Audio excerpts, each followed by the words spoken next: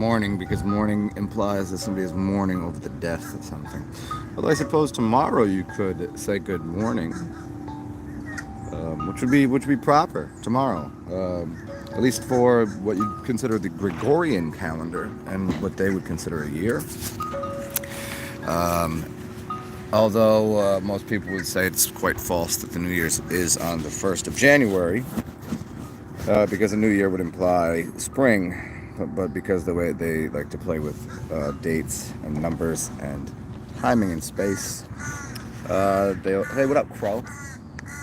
So I've been hanging out with the crows this morning. I didn't realize they hung out over here at this hour.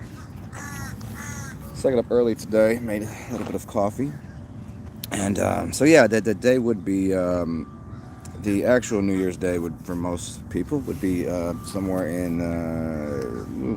Some people say it's April 1st. They say April Fool's Day. That's why it's April Fool's Day, because they fooled you, and you think it's 3 months prior. Some people use the 22nd as the date, March 22nd, going into a new month, and also the connection to Freemasonry as well, 322, even though some people call it Skull and Bones. Whatever, it's all part of the same thing there. And then some people use what is officially the first day of spring. There's a few. Well, that would be New Year's. Spring would be New Year's. Wouldn't make sense that it would be in the cold and it would be a New Year, would it? I was going to do a sun meditation with you guys because the sun rises in New Orleans. Nerlens Noel plays in the NBA. Funny name. Great name. Ooh, hold on.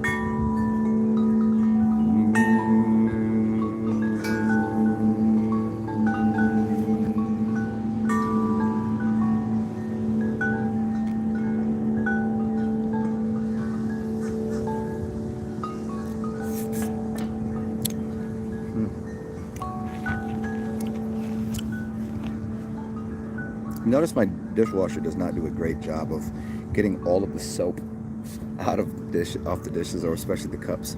Because like I'm having coffee, and I know that right now I have a little bit of it's on my lip, just a little bit of soap taste. Not the most pleasurable thing, but it's coffee. It's good. It's decent. Anyways, yeah, and so the sun rises today at almost 7 o'clock in this place, but I can see it from my building on my floor because of where the buildings are. So the sun's over here, or I could have went to the graveyard, and I figured I'd go to the graveyard tomorrow. I think it'd be more. Would it be apropos? Tomorrow it'd make more sense if you say good morning. Then you would mourn the loss of the year. But wouldn't this be an amazing? I mean, isn't this the year to really be happy that it's over or something? And a lot of people go 2020, 21, 2020. They're like, I don't know. I think it's just it'll be interesting. Another interesting. Yeah. What's up, Joey Scott? So tomorrow, if I say good morning, it might be a funny thing. Because it would be a good morning. You'd be like, yeah, good riddance to whatever 2020 was, huh?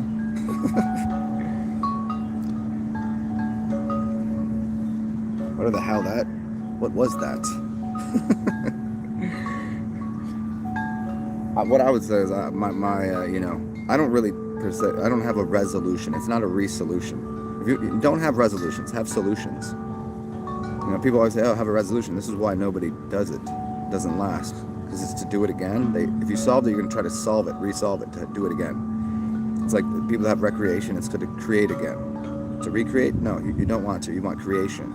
You want a solution, not a recreation, not a resolution. You don't even want reality. Reality is to do again. You want actuality. You see? So there's coding in the language. No resolutions, no reality. Get rid of that. Actuality and solutions seems to be more proper.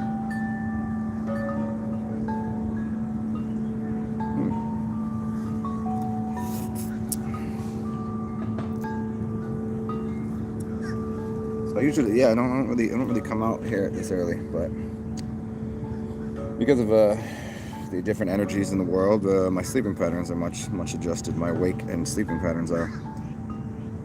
Um, so I get to see, like you. I mean, the times I've been out here at this hour, so we got the crows were hanging out here, and we got these guys running through picking up whatever else is in the field. So they're getting the second go through with snacks. Now, I've seen them out here doing this before at certain times. This is definitely one of the times, but they're making their little. They come from up there, and there's some water. So them all right there. See, they're in a pack. You see them all? See them all right there. Yeah, I don't know how well you can tell, but all those white things right there. Like yeah. And then we have the crows that are over here. See the crows? Yes. My crow peoples were over here just hanging out a minute ago. So I think they have some sort of pecking order, you know what I'm saying? Like who gets what first. And then we got those guys there. Those are the big fat ones. Those are big fat heads. And then we got the squirrels running around. Right? Some ducks probably out of the water. I don't know. See, New Orleans is a special kind of city because usually we don't work until late. We don't get up. We take long lunches. The day starts at 9 and ends at 4. That's just what it is.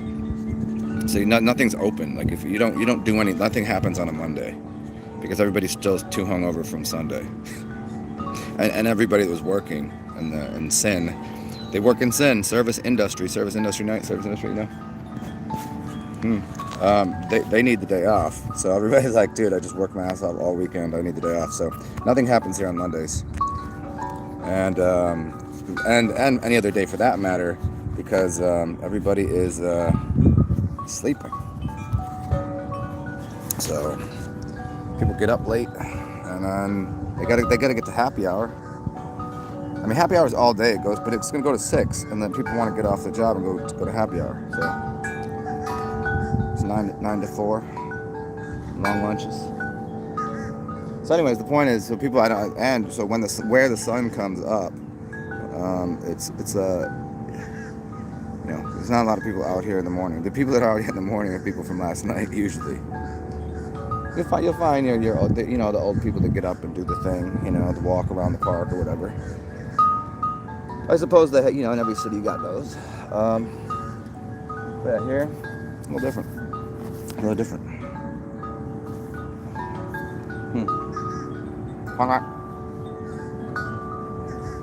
And right now, like, see now, if I were to go feed them right now, I think I would be interrupting their flow.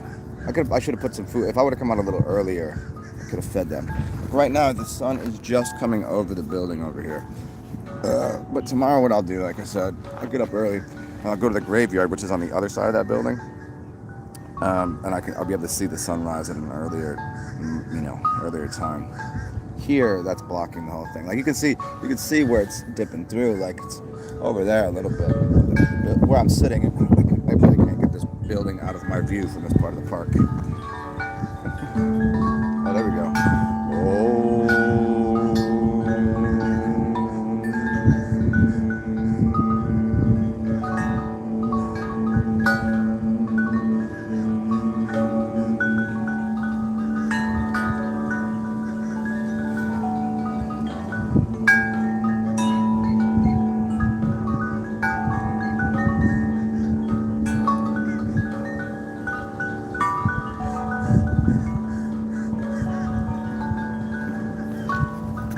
Oh, welcome. Over see. Ding dong.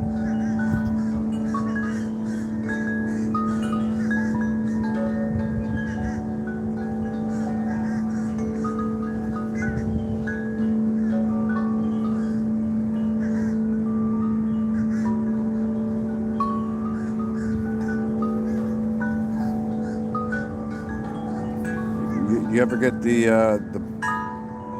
I don't know if you guys get this. You get the buzzing in your hand or your foot or somewhere in your body.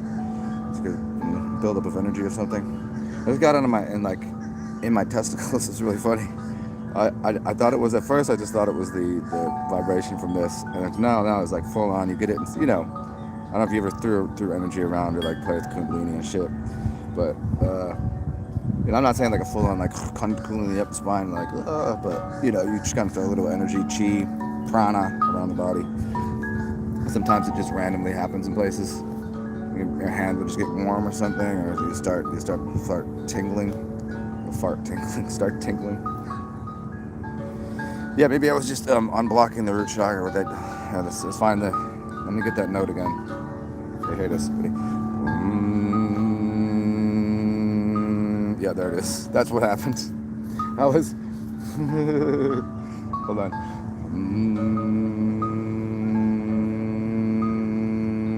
And then the bell will go. Yeah, we'll get that one to work right there in a second. What's up, Idazar? What you doing, man? It's got to be a good hour for you right now. If it's I'm on an early hour, so you at like what, 7? No, I probably even before like 5. It's doing it right again, tickling my testicles. And I don't think it's no, it's not the bell. It's not the chimes. Cool. It was an invisible microcosmic nymph humming on my testicles. Nope. All I've had is a little bit of coffee. Haven't even had a beer yet. But I'm about to crack this beer though. It's just coffee. Which is fun. I told you, you got people don't understand the things that I do change from time to time because I want to, because it's just part of what's comfortable, what I want to do. Because I don't maintain habits for very long. They're not really habits. They're just things that are right. Like the coffee thing. You probably see me drink coffee a lot more lately. I don't know what it is. I changed my diet. I changed like what I was eating, and so that also caused me to change. Like when I was on a good diet, I didn't need coffee to help me shit. This is how it works. So I started because I was, you know, end of this year, like money was more of a problem. You know, everybody out the money, right? So everybody now donations and helping with this, and even people working like no jobs. So like currency wasn't flowing so good. So my diet changed. So I was eating shit, and so once we started eating shit, I needed something to help get this shit out of me. So I started drinking coffee, and I'll just smoke tobacco now and then. These are not. This is like a DiGiorno. Yeah, yes, as I said, DiGiorno. And so it's like a clove, which helps move things. It's good for cleansing. Tobacco is good for cleansing the auric field, and then because this is probably not. It has some chemicals in it, I'm sure, but to no degree the kind of bullshit that's in generally sprayed. I'd rather roll my own, but I don't smoke that much where it's even worth buying it. Whatever the pouch is now at $13. I don't know. If I get a pack of these, this will last me for. Last pack I bought was maybe 7 months ago. You know what I mean? But yeah, so my diet changed, and so now it will change up again shortly. I'll just it's time of the year, time of the how warm it is and shit. Yeah. What's up, everybody? Got some chimes. So the sun. Oh, there it is. There we go. Told you the sun should be like at 7 o'clock, 8 o'clock, 7:30. So about. There we go. There's the sunny sun. There we go. I told you right there. So if I do this tomorrow, it'll be like an hour earlier, and I'm gonna go on the other side of that building where I will be able to do some sun gazing. I'm not gonna do any right now because to change my eyesight and everything will get inverted for too long, and I don't want that right now. But tomorrow I'll go on the other side of the building into a graveyard, and we'll say goodbye to 2020. Whoosh!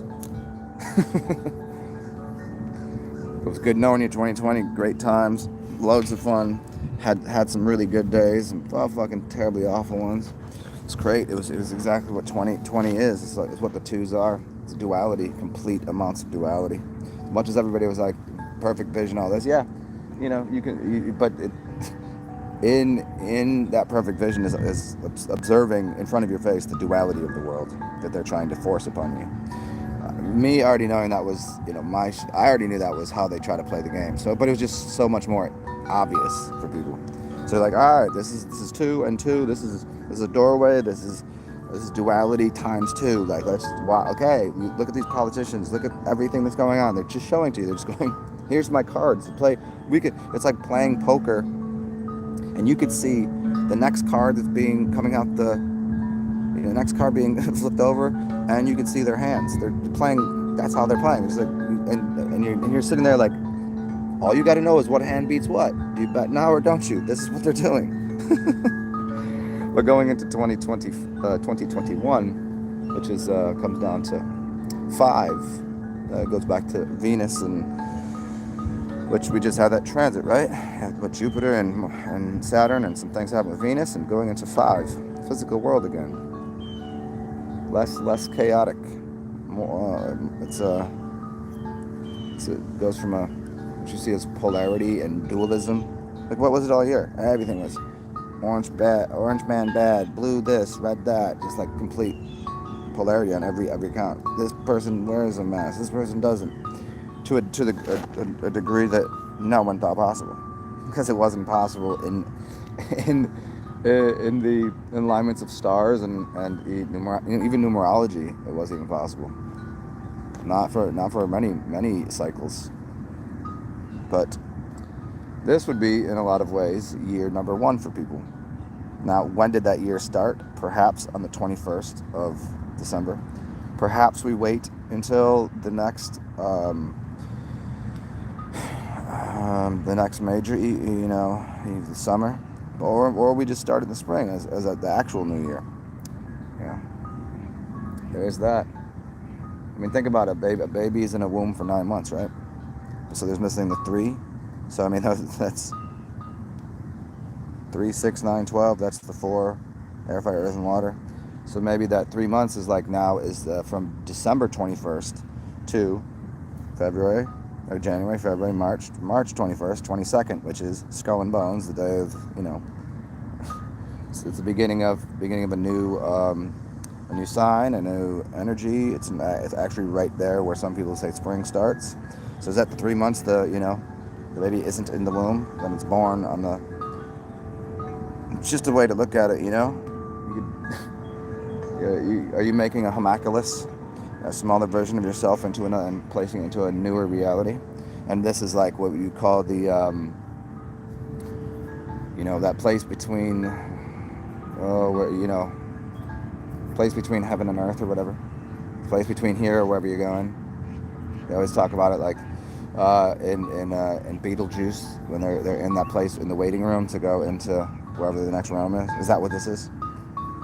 Could be. It really could be. Because if you did even listen to people on the news, people in the media, they were saying 2 major things happened this year. They said there's a 180 days before alien disclosure, and they said March is when this should be cleaned. This should be good by March, which again coincides with their understanding of what the days are and their use of gematria and the planetary alignments and numerology and so yeah, maybe that's it, man. Maybe, and it coincides with other calendars, actual dates. Hit the botanical gardens. I'm happy to do that, you guys. Let me see what my battery's looking like here. Okay, I'm happy to do that. But y'all gotta like come together and put a couple bucks together, because it costs money to get in there now. That's what it is. But before, I used to go in there. You're talking about where normally you can walk in. No, since the beginning of this, they started charging $5. It's super lame. So I used to just walk in there all the time and took you guys, and it didn't matter. And then they're like $5, and it's like, kind of dopey shit is this? I mean, I understand why. They got to keep the place running, and now Before it used to be people were donating to the park, and then obviously all this shit happens now. People were donating less every month, so they had to kind of recoup a little bit of the cost. Yeah. What's up, Steven? What's going on, man? We're rocking out the chimes right here, man. Do y'all know Steven? You haven't been here in a bit, huh, man? How you doing? How you been, bro? I can't really see what Steven that is, but I'm pretty sure it's the Steven that I know. And if y'all don't know, and you are the Steven that I know, y'all should go check out his channel. And if you are not the Steven I know, maybe go check out his channel. I don't know. I need on the Instagrammers too. He's always putting out good shit on the Instagrams. See, as terrible and stupid as the Instagram is, there's always cool shit. Like as long as you know where you're going to get information, just get those little positive reaffirmations or a little dose of some reality. You know, then you get other ones. You get these, you get entanglements into these black holes of idiotic arguments with brain dead people. They're fun sometimes, though. Don't get me wrong. Oh, it's me. It's a me, Steven. Yeah, so anybody on there, I highly suggest checking out his shit. He's quite a chipper upper kind of person. It's like it's like a dose of cocaine and coffee in the morning.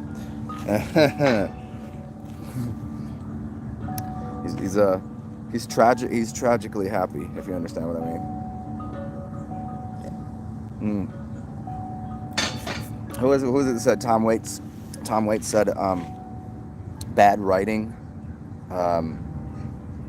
Is this the quote? Somebody want to correct me if I'm wrong here, but I think he said bad writing.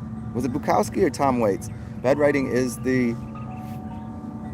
interferes with the quality of my depressions. Something like this. I think I'm overlapping two quotes by them, but there's two quotes. One by Bukowski and one's by Tom Waits.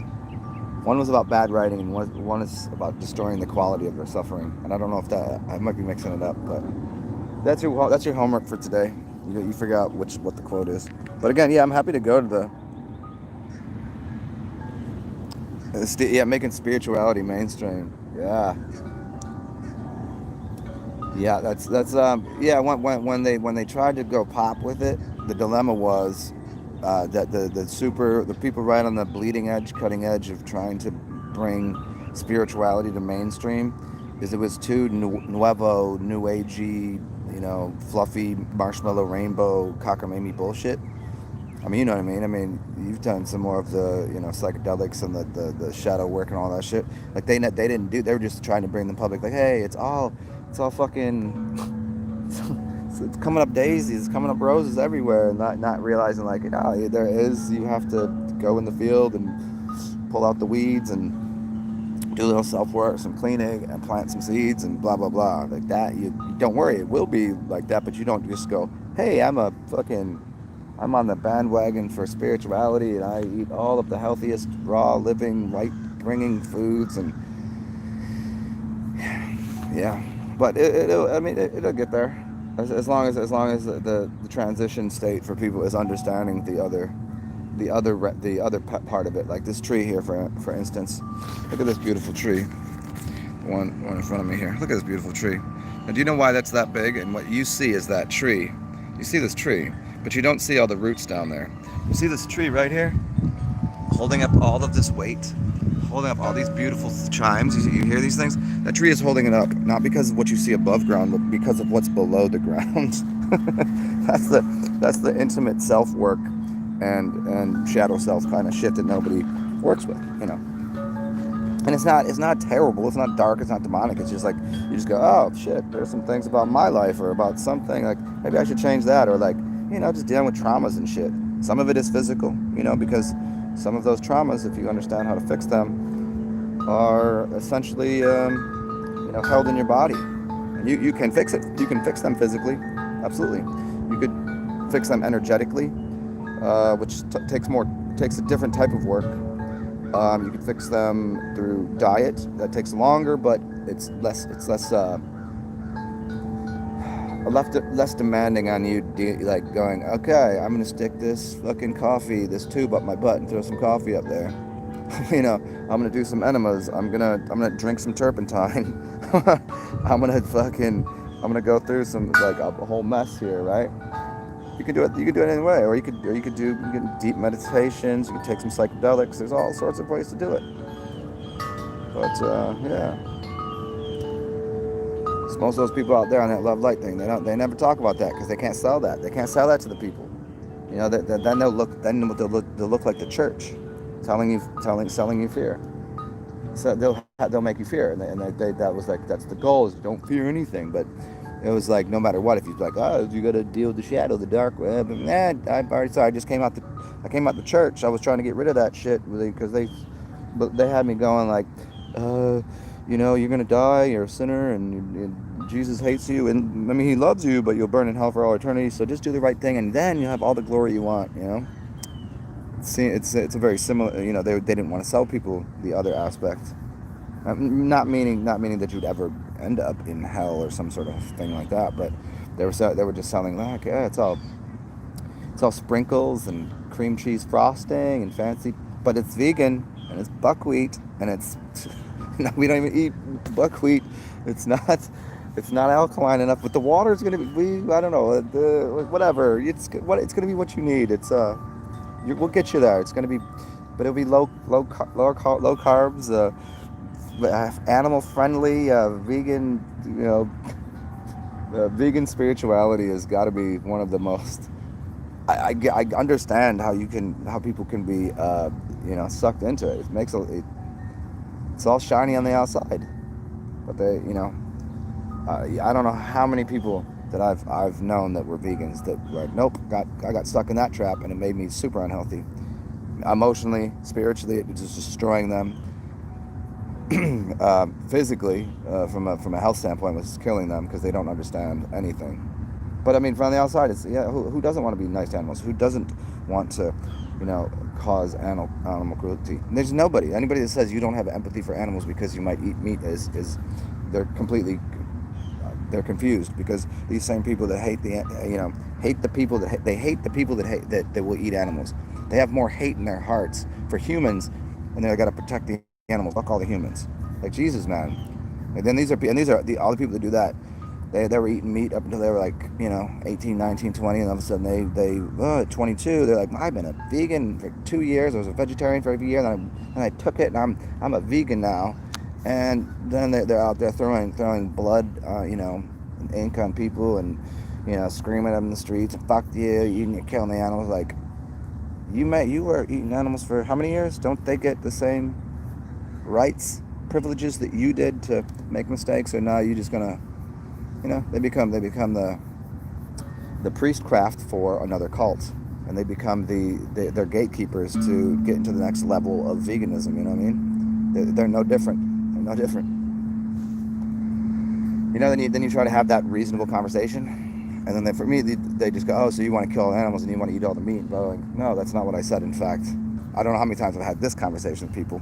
Like, do you even know that what I teach? Do you have any clue? Like, do you know how long I've been a vegetarian? Like, I'm sitting here like, you realize I've had a healthier, more sustainable, non-harmful towards animal diet than you have for a very long time. Yeah, and you try to be reasonable and say, no, you have to. It's not about being tolerant, because I hate the word tolerant, but it's something like that for them. Hey, my crow comes over here. You see my crow friend? This is where I threw some birdseed down earlier, and he flew away because I threw it towards him. So he's just thinking I throwing something at him, but he came over and he's picking up some seeds. Yeah, boy. What up, crow? And we got these guys over here. Got those guys over there. See them? There's them, just chilling. And also, just to go a little farther on this subject here before I read your comments, because it's a little dim right now,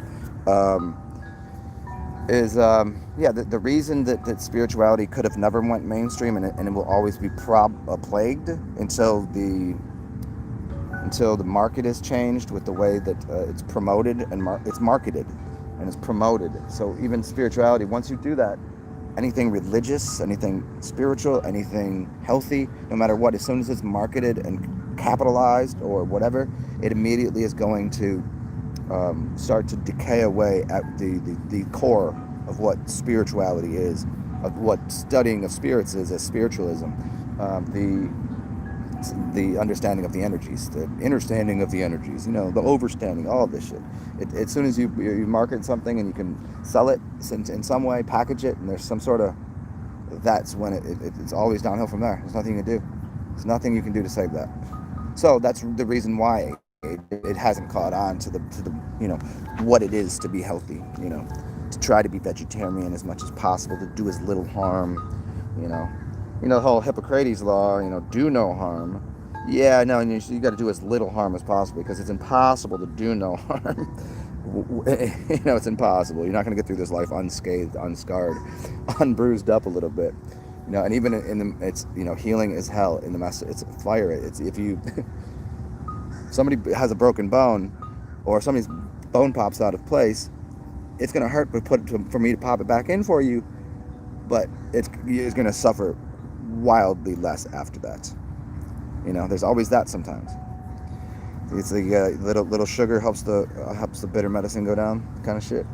Yeah.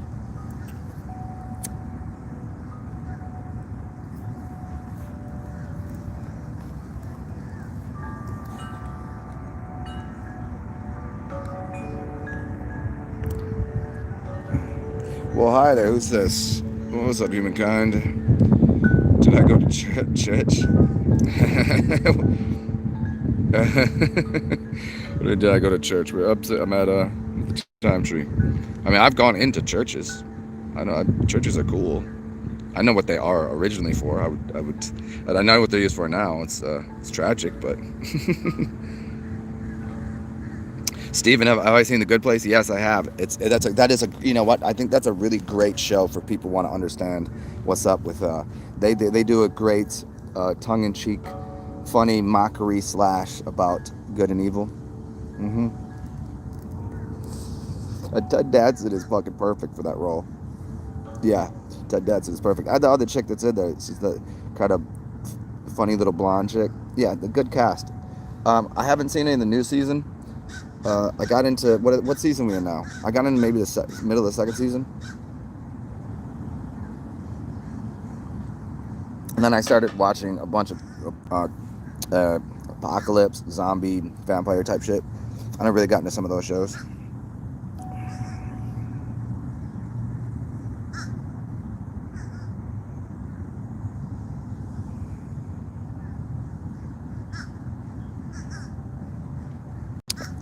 Oh, when we were talking the other night about drinking urine improves aura. Oh yeah.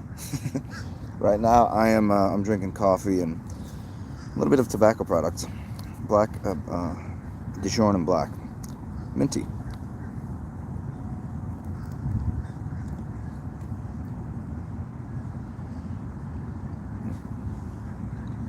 Hang on some crows. They went from passing the collection baskets from once to twice. That's funny. That is funny. Like, now that people have less, they're asking more. Isn't that funny? Yeah. What up, Crow? It is quite the delicious irony. I mean, even look at it from the standpoint of the governments and everything. It's because of the collapse of some of it is pre-planned, and some of it is energetics of the larger world, and some of it is like us throwing the energy out there. But the dismantling of the capitalist thing, it's the cycles. There's so many people. Go look up your dude Stephen Molyneux, MELE. He's a French dude, bald head. He's a gatekeeper definitely for some things, but he drops some really good knowledge. I don't agree with everything he says. There's a lot of pitfalls in some of the shit he said, but he does a great job explaining the cycle from capitalism to communism or socialism to it's always a circle, the way it goes, and it's always based upon I get into it a different way, but it's based upon not having any true value or backing in the physical realm for what you're working with. So once you're working with fiat or digital or even a cryptocurrency, it's a slippery slope, man. There's The banks of information and knowledge and energy is you, truly, in the spiritual realm and in the physical and the mental realm too. You know what I mean? But when we just start putting it on a piece of paper as the papacy, which is connected to the patriarchy, the capitalism, everything. Once that it becomes the only thing, then it's illusory. It's going to disappear. It has to go to whatever the next cycle is. And everything about the cycles, we've reached the top of that J curve. When did this shit start?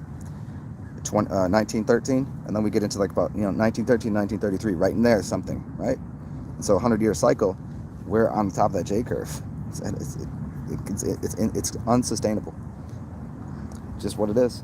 But luckily, moving into the next realm, it appears that things go towards more of a balance, and you get the divine feminine energy back in here, which allows a balance for, if there is such thing as it'll be a mixture between what you see of as capitalism and a mixture of the best parts of capitalism and the best parts of socialism, which is somewhere in the idea of tribalism, or what you would call collectivism.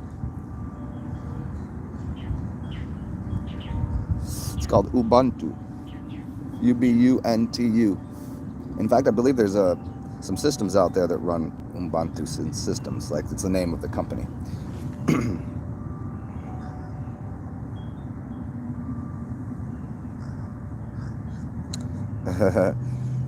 What up, dude? Hey, we'll get on the call a little later today, man. I'm feeling like, getting into this new year. I think we'll just bury 2020, call 2020 the foundation and the soil where we've planted seeds with all the mess. That's what you do. You put the soil on the ground, put the seeds in it, and then it'll grow this year. That's how it works.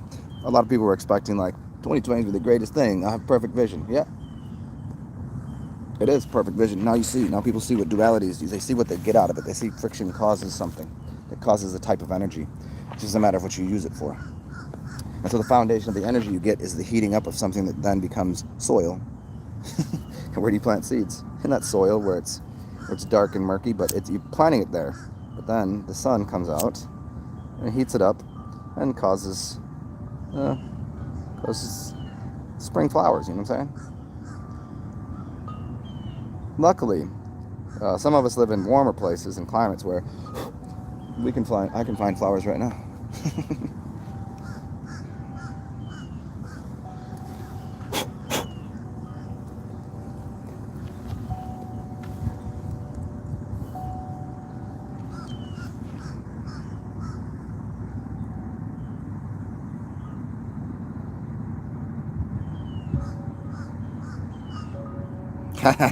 Humankind.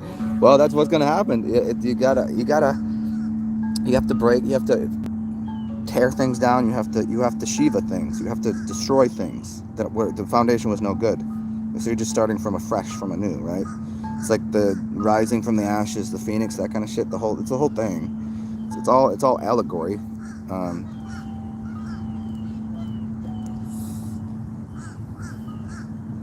You know.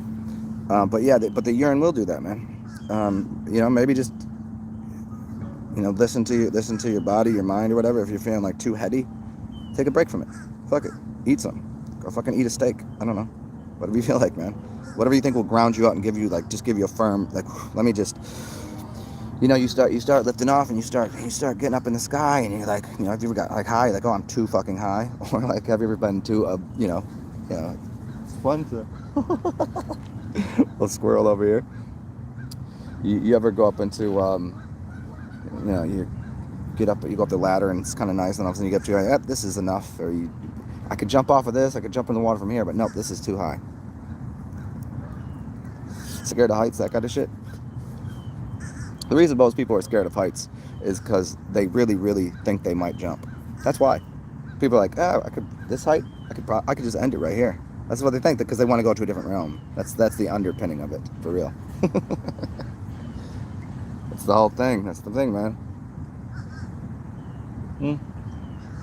Most people don't jump, though.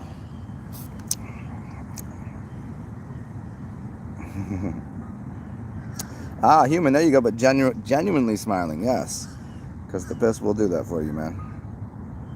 Yeah, genuinely and generally, yeah. Ubuntu, see, there you go. See, Ubuntu is a version of Linux, which a lot of people don't know Linux because it's one of the, it's for computer geeks, you know?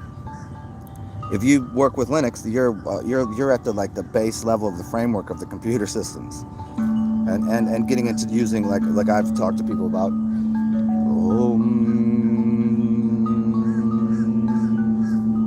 using trinary systems. Ubuntu is a tribal word, right? It's about tribes. It's where it came from. And Ubuntu, is about, if you look at it again, three. It's a triangulation of things. The triune God kind of thing. But if you look into the Bible, it's a Bible. It's two. It's duality. Get out of the Bible into tribal, you go from 2 to 3, from the 2 to the 3, and that is balance. If you got 2 and you put something in the middle, it's a teeter totter. Well, who's going to win that? Nobody. If you pull that top up and put that there, and then you have a firm foundation, no matter how it flips. You could flip the pyramid this way, and then the people who are on top, they're at the bottom now. And so you're just flipping a pyramid onto its side. It's still a pyramid. So the people that were on the bottom, they go to the top. People who are on top, they slide right to the bottom. Simple as that. You get rid of the teeter totter, and you use the fulcrum. The fulcrum is a triangle. The base of the teeter totter is a triangle. That's where we were. If you go into a tribal system, you use a trinary system, a tribal system, a tribal computing system. It's a different system. You're at the framework of the operating system. It's like what when Neo becomes the capacitor of the pyramid. When he becomes the one thing, he's controlling the system. And then he even use computers in it when he understands that he is making the framework from the system.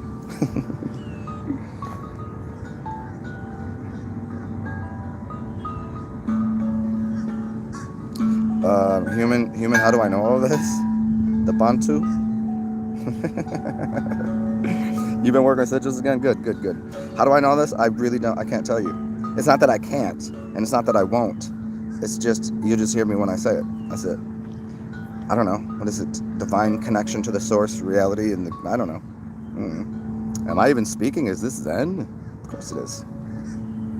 But most people, they don't know what Zen is. Just like, it's 3-letter words they're very confused by. It's too simple. What? 3-letter word. All the people that I know that are like very powerful, their names are 3 letters. Best friend's name is AMI. Her child's name is KAI. My name is ZEN. It's too simple. It's one syllable. It's right there. It's one thing. Nobody likes to say 4-letter words. 4-letter words are bad. And I'll tell you why. Because they're in duality. They cause a lot of friction, 4-letter words. It's always in duality. It's 2. 2 plus 2 is 4. 2 it's a battle. 3 is a balance. Am I real? You could ask. Steven knows me. Steven's met me in person.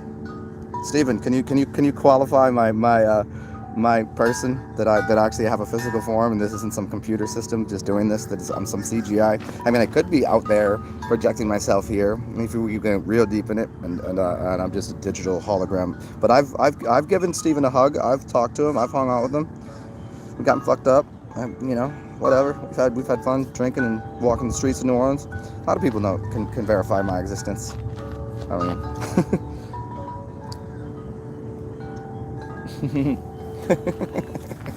Are you real? No, I'm actual. I'm not real. I'm not real. I'm actual.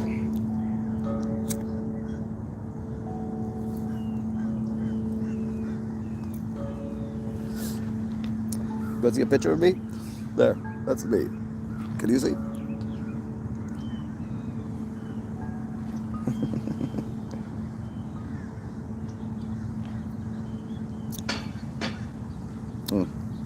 But I will say because I used the dishwasher, and some of the soap got stuck on the side of. I have to wash this cup by hand. I can tell because the inside's a little soapy. Wash your mouth out with soap kind of shit. What's up, Jimin? Oh, Steven, which book did I forget.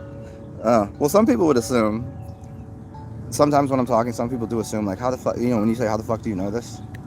I don't know. People ask me this all the time. I can't read. Foundationally, from like, how do I know some shit? It's like this. Have you ever put a puzzle together? You have all the pieces. You play connect the dots. I've done so many, so in practical ways, I've researched so many different things. I've never read a book on how all of them work together. I just noticed how they work together. And so I've probably done the research into so many different occult, esoteric subjects and shit, and they always, how does it overlay in this thing, and what's good here and what's not valuable. That's kind of how. Oh, the Hilton Hotima. Oh yes, nice. And anybody that hasn't read that, I highly suggest that book. And you can find anything Hilton Hotima online for free. Which anything by Hilton Hotima is super dope. Some of it's quite redundant, but they're pretty short reads, and they're all well worth it. And also burp God. Here, let me get this burp out and get this toning here.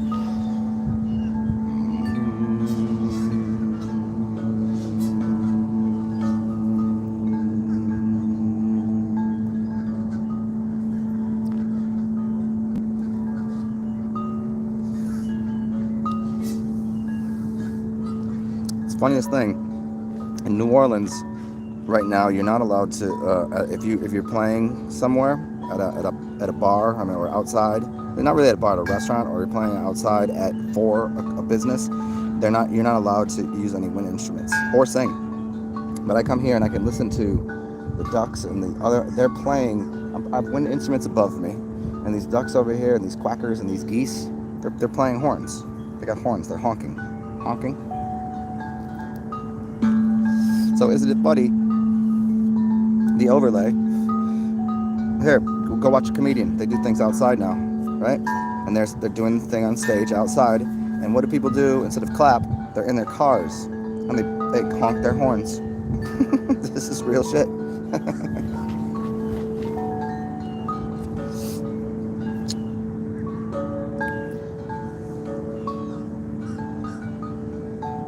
Hey Steven, did we come to the chimes when because I know we met up at the at the magic shop, and then we walked around and dicked around and went to the quarter and went to hookah joint and we did some other shit.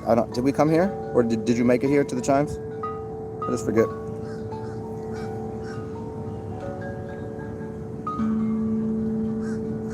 There's no fireworks on the river tonight. There'll be fireworks. It just won't be a state sponsored, I guess. Although they did have part of the area across from the church blocked off yesterday or 2 days ago, which was probably for setting something up.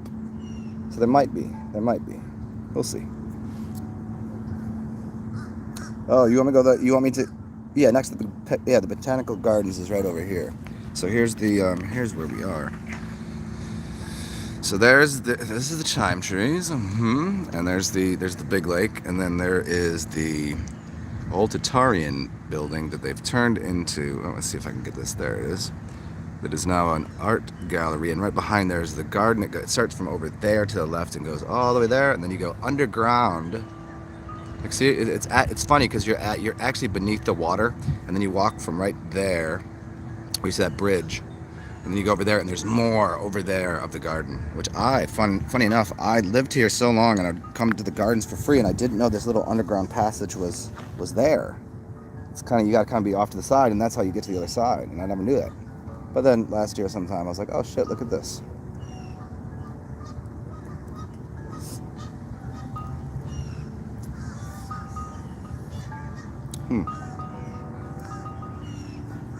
Yeah, so what I'll do is, you guys want to go over there now? So if anybody does want to, feel free. I got a couple bucks on me. If you want to, feel free. It costs $5 to get in there. So if you want to do little thank you gift or a donation or something or whatever. If you're feeling sherry or whatever, feel free to put a couple bucks in my YouTube, in my Cash App, or the other thing, PayPal. It's TSARXEN, capitalize the T and the X. Yeah, paypal.me/. There you go. And we'll go over to the gardens right now. Let me crack this beer. Oh, it doesn't open till 11? Is that still now? Damn it. What is it, like 9? Ah. Well, I guess we'll have to just come back at that time then. We can go see some more trees. Or we just hang out here. We got a fountain there, waterfall there. There is a tree I wanted to go see that I didn't realize. There's a couple major trees that they put like a stamp on it, like this is the oak. There's a couple of them I didn't know because I haven't been to that part of the park. We could search that out.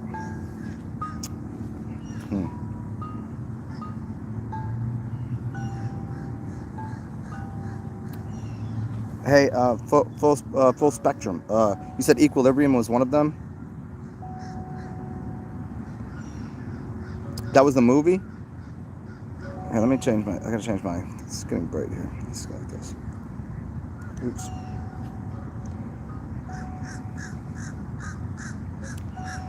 Do you know who Equilibrium is? Equilibrium. The rapper guy. Check him out. Maybe that would be. Maybe that's why he said that. Grab this beer. So you got to change it up, balance it out. A little tobacco, a little caffeine, and let's crack a beer. Ta-ta-ta. You gotta get up to get down. And funny enough, it is coffee stout. So we got going here. Cheers, y'all.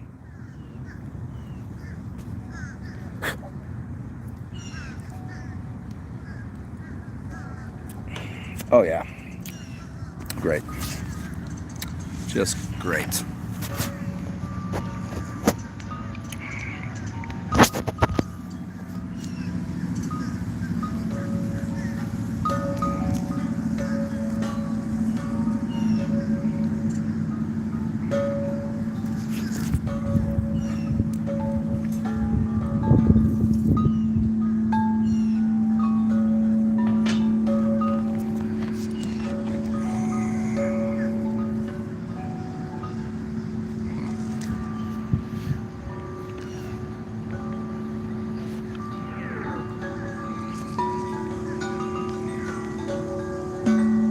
So how about this?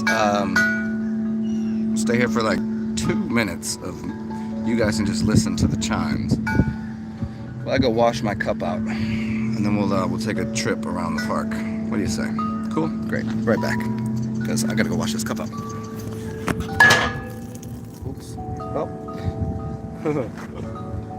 Don't spill my beer. How dare I?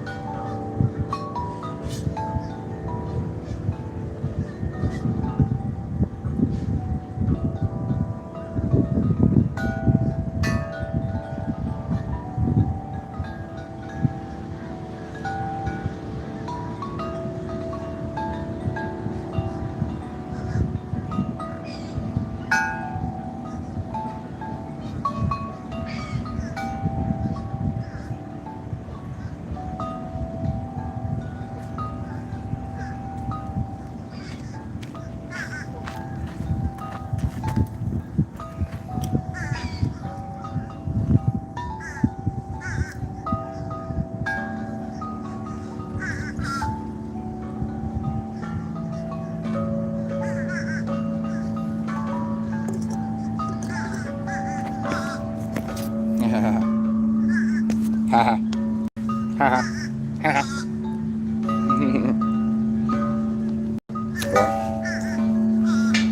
ha. I think it's good timing because they're going to sit there and just laugh for a little while.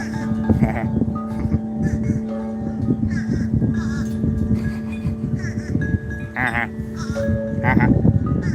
Uh-huh. Uh-huh.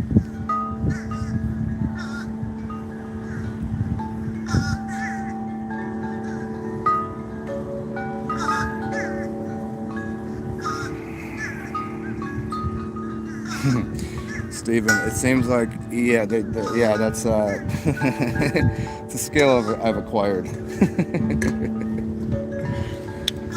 don't know where that came from. Okay.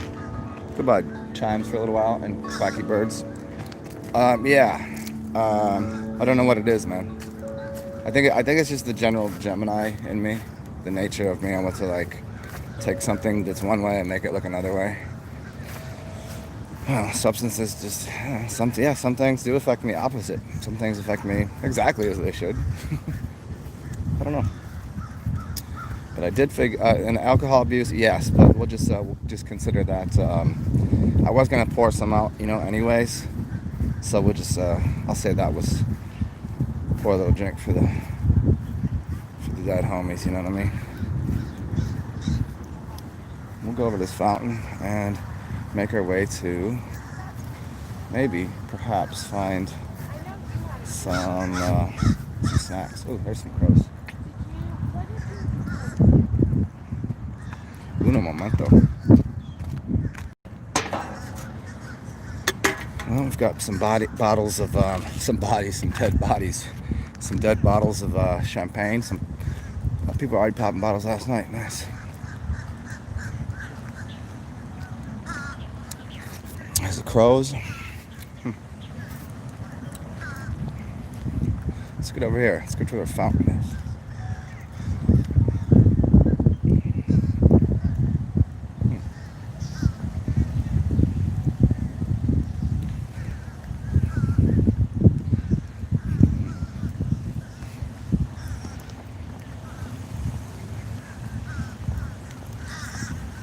Oh, look at this little guy.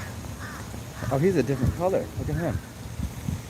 Oh, he's green and blue. What a weird color. I've never seen one of those.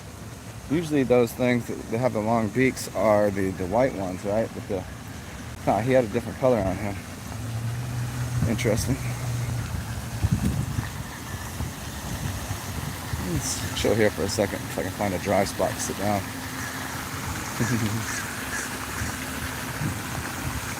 What's up, y'all?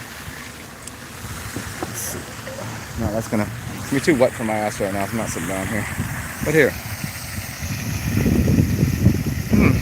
This is another great spot. It's a little too moist, but it'd be a good spot for morning meditation, I suppose.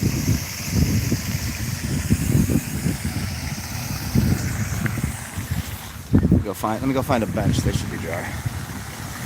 Then we'll get over to, let's see, Grandpa Tree. On that side of the park.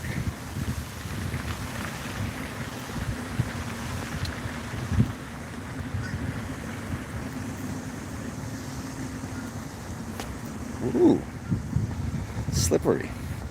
A slippery dock. Hello, guys. Hi, guys. What you doing? Ooh, that one's sleeping. That one's eating his butt. His own butt.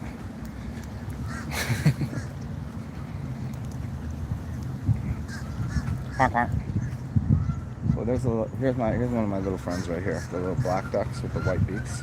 Oh, he's a little skirtish. See him right there? Here, I'll show you him. What? This guy right there. Hi, buddy. What you doing? Yeah, I'll get back to the substance thing again. I guess anybody could figure out how to do it.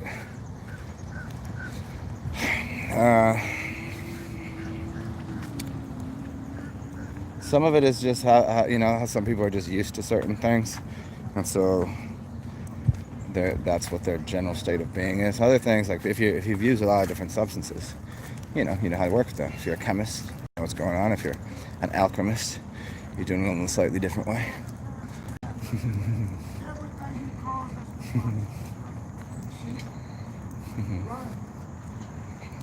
Ooh, doggies.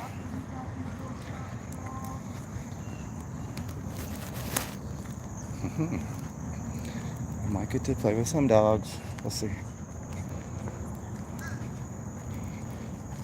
This is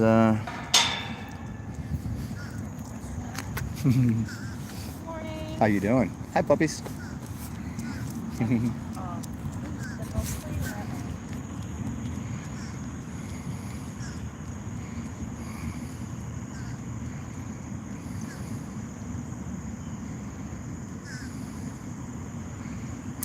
That's so funny. Hey, humankind. That's so funny. Where I live, behind it, I don't know if you've seen this one I did the other day. It was this really weird day. Well, I mean, it was a fun day. I mean, I say weird, I don't mean weird like the way other people mean weird. It's the same way. Hold on one second. Let me. Got hairs in my face.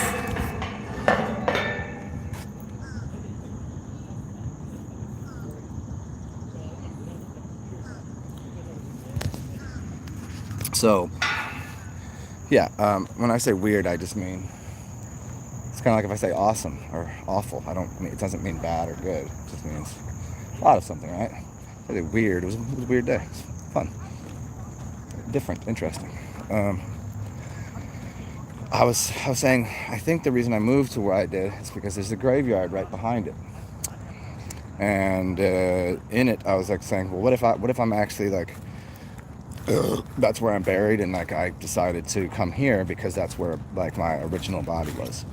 But I was just being kind of funny about it. But so I was like, wouldn't it be interesting? So I walk over to this, just walking through the graveyard, and the first one I go to is this tomb that is different. It's made out of a different material than everything else. It's made out of a red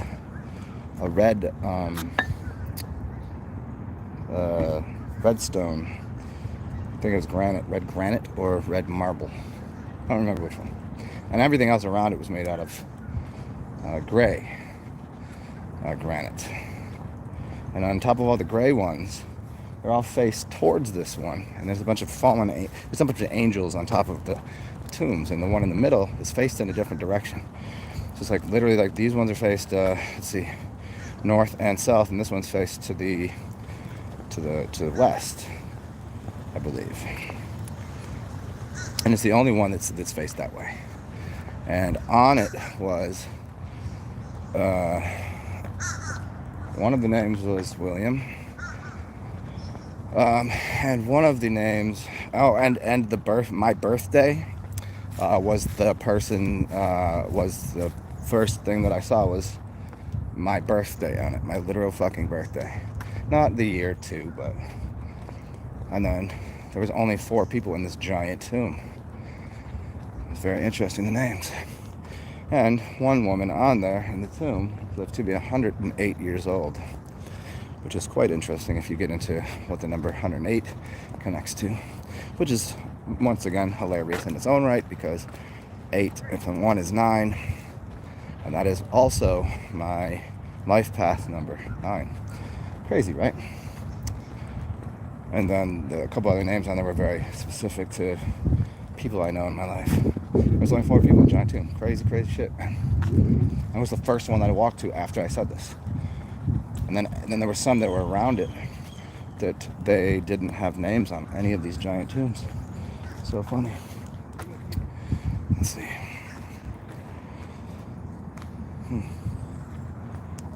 This tree I don't go to very often. It's pretty rad. Let's check this one out. Ooh, this is fun. I could definitely come over here and put up a hammock. This is next to the gardens. Sculpture garden. Check it out. Here we go. I'll show you this thing. Boom. Check this guy out.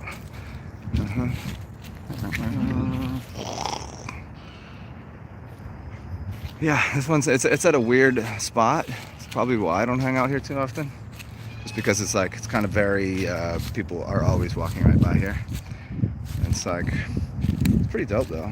Could definitely set up a hammock in here. Cool hammock. And right here next to the sculpture gardens. In there, we can go in there later today. Let's see what's going on. It's funny, most of the trees I'll walk around. Oh, look at this, a nice little seat right here. Check that out. Perfect spot for chilling. Okay, this could work out for a second. Let's see. Oh yeah. Oh yeah. Uh-oh, bouncy. Uh-oh, it's a little bouncy though. Uh-oh. Maybe too bouncy. Looks like I got a good spot for my coffee. Yeah. Okay, that's definitely not, that will be for just me. I can't really sit there with a coffee, my coffee bear. But let's see what's going on back here. Oh, I could get in there for free, definitely. Slide under that bitch.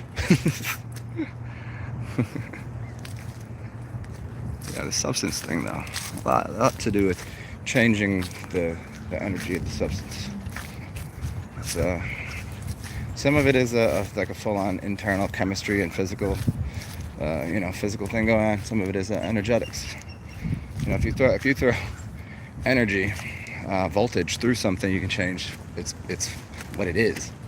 It's said that if you put, if you take and throw voltage through Mercury being the controlling energy in planets for Mercury. Or excuse me, for Gemini, oddly enough. Hi, puppy head. It's the controlling energy for Gemini, and if you throw voltage through a liquid metal, oddly enough, you can turn it into gold. So you can transmute physical objects with electrical current. Which is, humans kind of are electrical conductors, right?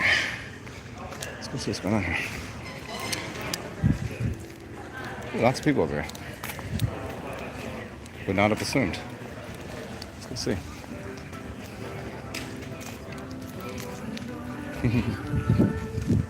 Let's see. Let's go over here.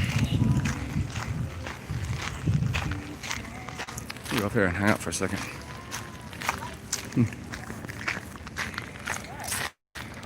Let's go see if any turtles are out here in this. Maybe some peoples. Maybe some humans that I know over here. Let's find out.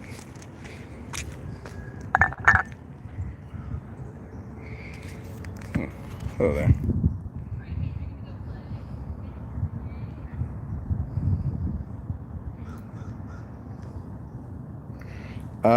Yeah, you don't support the idea. Well, they don't control your lives. They give you energy to work with. They're influences.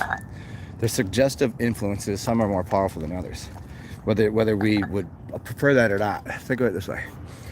You're 5 years old. You don't like the idea that your parents tell you what to do. You don't have to do it.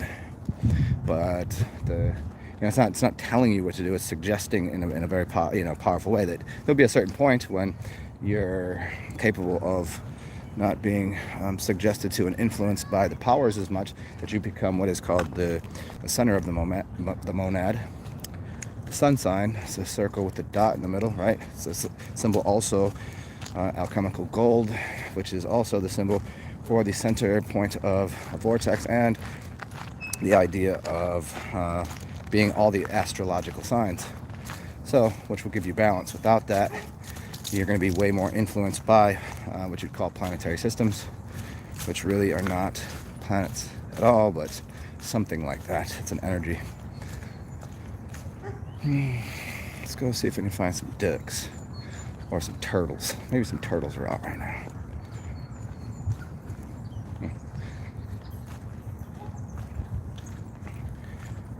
And I will read whatever else you guys are talking about.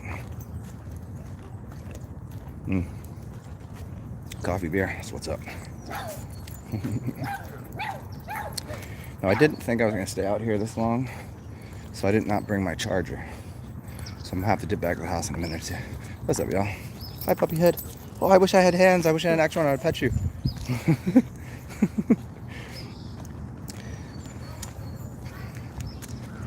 It's the problem with having a phone in my hand and a beverage. It's a whole thing to pet dogs. But if the dog was actually like super excited and wanted was bigger, I would have definitely played with it. Here's some ducks. Here's an interesting one. He's brown. Looks like a chicken. Hi, little chicken ducks. These ones are like tan, like cream colored. Let me show you. Oh. Check these guys out. What up, guys? See, super cream tan color. These are like the mulatto ducks, the mixed breed. This is the hybridized mixed breed, melanated. So I was like a melanated and an Aryan, a light skin, one energetic filled black being and timid white person energy, light skin. Let's hang out here for a second. This should be fine. Ooh, and I can get rid of my hoodie now because it is starting to heat up a little bit.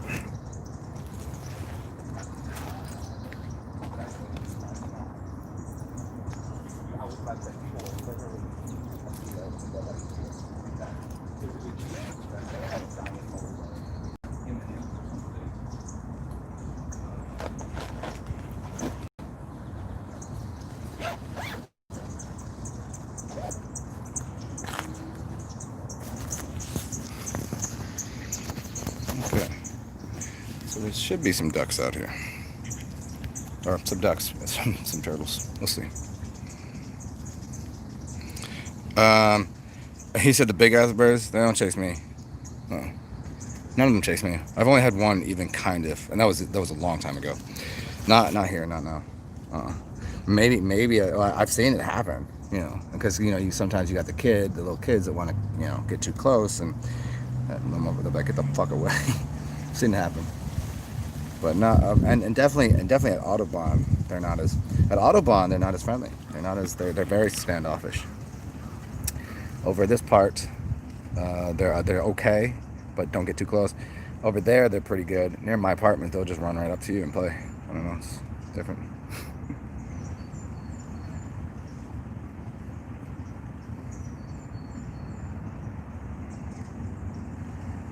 Excrement.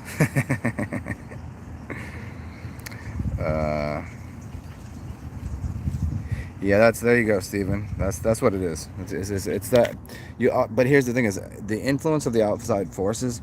What you also learn to do is use those. Like it's for you. No matter what you think it is, that say Mercury or Mars or Saturn. Even everybody's like, oh, hates on Saturn. Like you just don't understand what it's doing. If you knew how to use the energy and the power, I think, why do you think they're satanic? They're you're practicing Saturnalian, they're just not understanding what it is. It's just more power. It's like, why do you think these people, that there's a whole, the black, where does the energy come from? Some people use it for completely ill things, but, you just know what each of the energy is and what to do with it.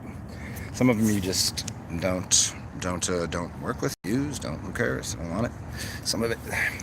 But at first, like growing up, like, what do you think? You think you're just gonna come out the womb and just walk?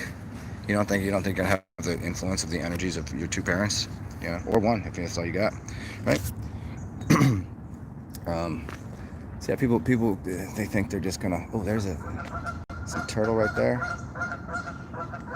Let me go over there and see if unless that's just a branch sticking out of the water. Let's go see. He was little turtle head popping up through the water.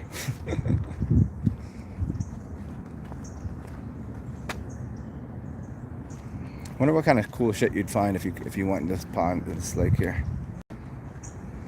How many people dropped wallets, phones? Well, the phones are gonna be worthless at this point. But money, rings. I mean, that's happened. How many things are in there? Yep. Let's go this way. Let's see.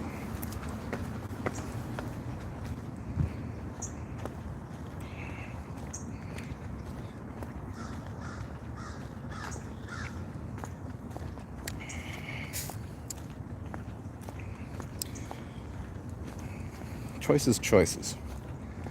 Well, I could just turn this into a walking around kind of day, and I'll just do another show that way. So my choice is, I could continue on my journey. And I can go. I think the other place that I want to go probably doesn't open until 11 either. Damn. So it's pretty much forcing my hand to go back to my house for a second, so I can grab my charger for my phone, which is vital when I'm doing these things, because if it's sunny out, I have to turn my display up, and I'm only getting like 4 hours of charge. I could use my phone for 7 or 8 hours, but the screen, if I'm gonna read your comments and shit, just eats up energy. Burp got in the. Let's go sit over here for a second. I think this is one of the other trees that has a, the stamp of approval from the city on it.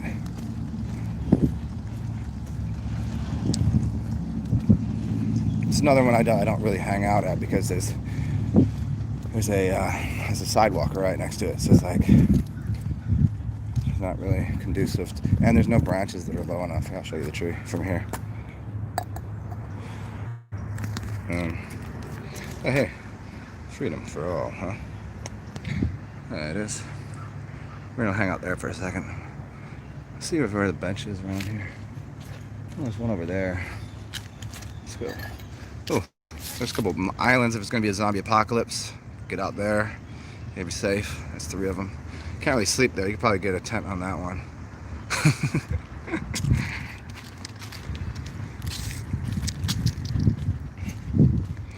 But this guy is pretty big. He's mad naughty. Naughty ass. You a naughty ass tree, huh? Look at all that.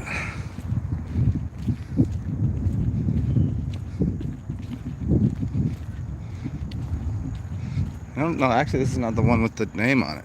It's farther away, but he's really interesting, huh?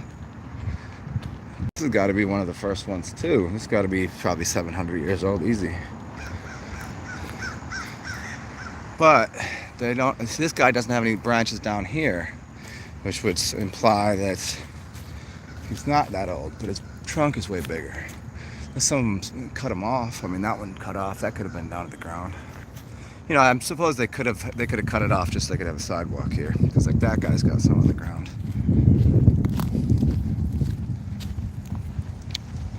Just try to find a place to sit my ass down that's not wet. And concrete is still moist, and the ground is not going to be good right now. So my choice is tree branches. Oh, hi squirrel. Let's go over here. Yes, this is a nice little spot here. There we go. Oh, this one would definitely not be. Yeah, got a place for my coffee beer. Nice. Oh, there we go. Yeah, we good. All right. Cool. We got some flowers. We'll go smell in a second.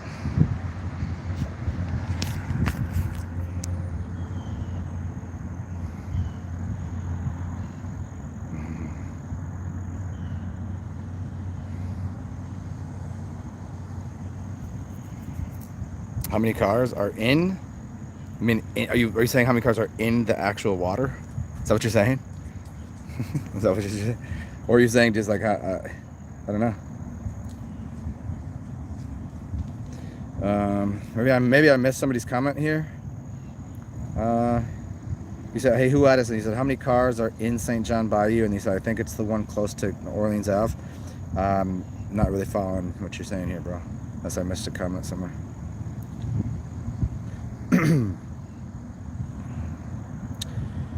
Oh yeah, and you asked me earlier about tantric practice, like just in the general way, like most people say like tantric, and they're like tantric sex and all that shit.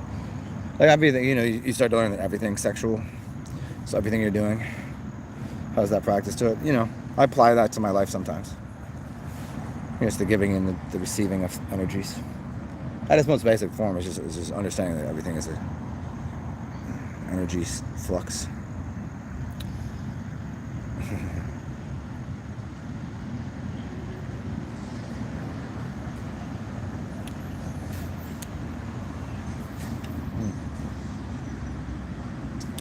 The other fountain that, another one that I don't go to too often is not, it's not working right now. I would love to go over there and hang out there, but I don't like, it really frustrates me when I see a fountain that's not working, because then it's just a statue in the middle, and I'm like, I want the sound, I want the water, I want that moving. We'll continue on this way, and then I'll double back, go to the crib, grab my charger. But now we're gonna smell these things here. It is December 31st. Oh yeah, check that shit out, huh? Yeah, pretty decent. It's got an interesting aroma. It's much heavier than other ones I've been to and seen. Ooh, I almost got a beat right in my schnauzelberries. That would have been awesome, huh? Hey, I never even knew these little benches were here. Check this out, right here. Usually these are old ones, huh? The Old Growth Forest Network. Look at that. And let me see if this water fountain works. Because you know how they be fucking around with water fountains. Let's see. Turning them all off. Let's find out if it works today. Nope. No. Oh, yeah, it does. Oh, yeah, it's perfect. It does work. Dude, I guess all this here. Let's see how this fucking. I don't think it's supposed to be like this. I think there's supposed to be a top to it. Somebody broke off. Oh yeah. Oh dude, if I fucking just turned that on and I kept it on, it would be a fountain in and of itself. Why don't I do that? Nobody would fucking care. What you gonna do about it? Okay. Okay, let's get up in these crevices here. So this is one of the major entryways to the park. Little portal. It's so funny too that you see there's a gate right there. You can walk through the gate. Yeah, I wonder if that's what it was originally for, right? And the middle was that always a road, or that was a pathway just to walk into? I don't know. It's interesting. Yeah.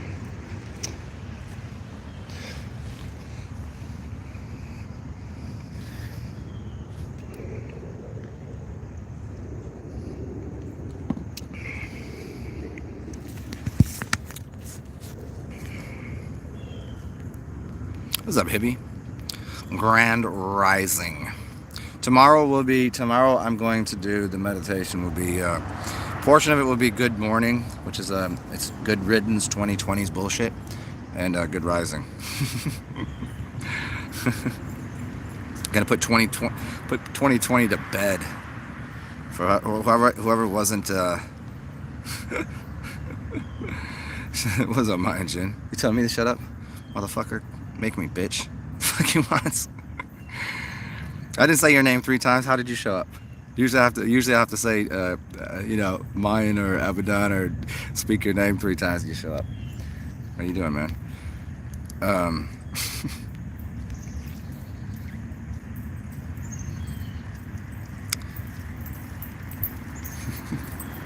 so many puppies.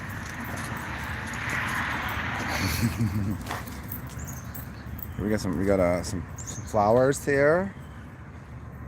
These ones look like they might even have a better smell than those ones. Those ones are nice, but these ones are bright and early, huh? Let's go find out. What's that Most Def joint? Bright and early. So is that the name of it, or is that just what he says at the beginning of the song? Oh yeah, that's pretty dope right there. Yeah, that one's dope right there. Sniffing flowers, sniffing flower farts, man. Flowers are farting all the time. What do you think they're doing? What do you think their aroma is? Good morning. Flowers farting. Well, hello there. What up, Finn?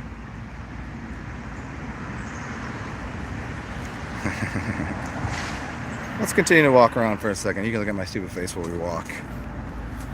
Oh shit, my guy! Oh, you guys want to see this dope ass Porsche right here? Okay. Here, watch this. Watch. Yeah, boy. I always enjoyed Porsches. Never owned one. No, I've actually I don't even think I've driven one. Honey, I've driven some really, really awesome cars. Never a Porsche though. But growing up, I always wanted one. I don't know. It just seemed proper. But I don't have any of that midlife crisis shit or like needing of lots of tangible cool shit. I mean, I like cool shit, but I don't need objects so much. Sometimes. Car is the feet work pretty good.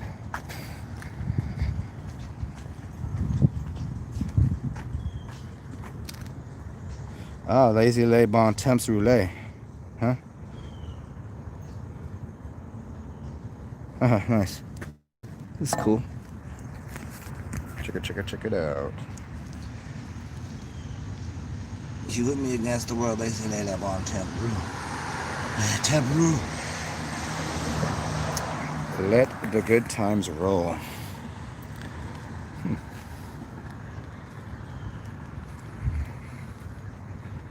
See if I can't score me a bag of crack rock. Maybe some heroin over here. Let's see what we got. I'm gonna just grind up these plants and sniff them.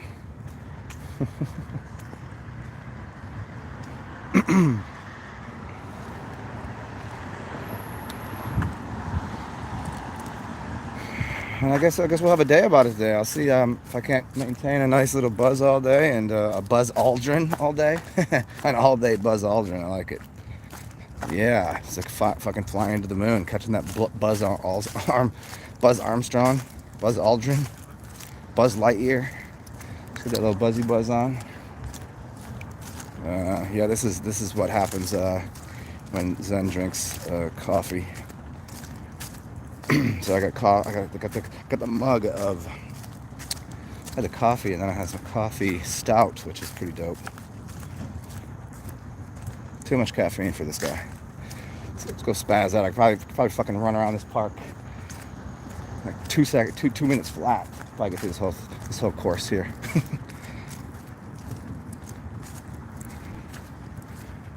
But the other tree I was looking for, I think, is at the corner over here. Maybe not. There's always an interesting, weird, strange aroma. Ew. Poopy on the shoe. Nice. Dog shit. Hey, there's a nice pile of dog shit I stepped in. You know who I'm gonna blame for that? Here's a life lesson. If I'm walking on the sidewalk and I step in shit, I'll be a little pissed if I after that. That's fucked up. But if I step in shit over here, you know what? That's my fault. Pay attention when I'm fucking walking, huh? Here's a fun little island. It's not an island. It's an archipelago. Check it out. See? This is a nice little spot. I'm sure people hold up in here and nap sometimes. Oh yeah. Cool though. Oh, here's a nice little meditation spot. Yeah, this is dope. This could be cool. Can't do it right now. Nice little spot. You're really blocked off from most people's idiocy. You don't gotta listen to them. You're far enough away from the road, and you get this really interesting view. It almost looks a lot bigger than it is. You don't even realize there's a major street right there and right there. This is cool. I like this. Kind of. This is like someone's. Somebody must come out here and. Yeah, but they keep it clean, which is dope. Because a lot of places people just be leaving fucked up shit, like their fucking bottles and cans and needles and whatever the fuck they do. Fucking, I mean, be a junkie or whatever, you know, just clean up after yourself. Number one rule in life, if you're a junkie, clean up after yourself. You know, get all fucked up, have some fun, but have a party, just clean up.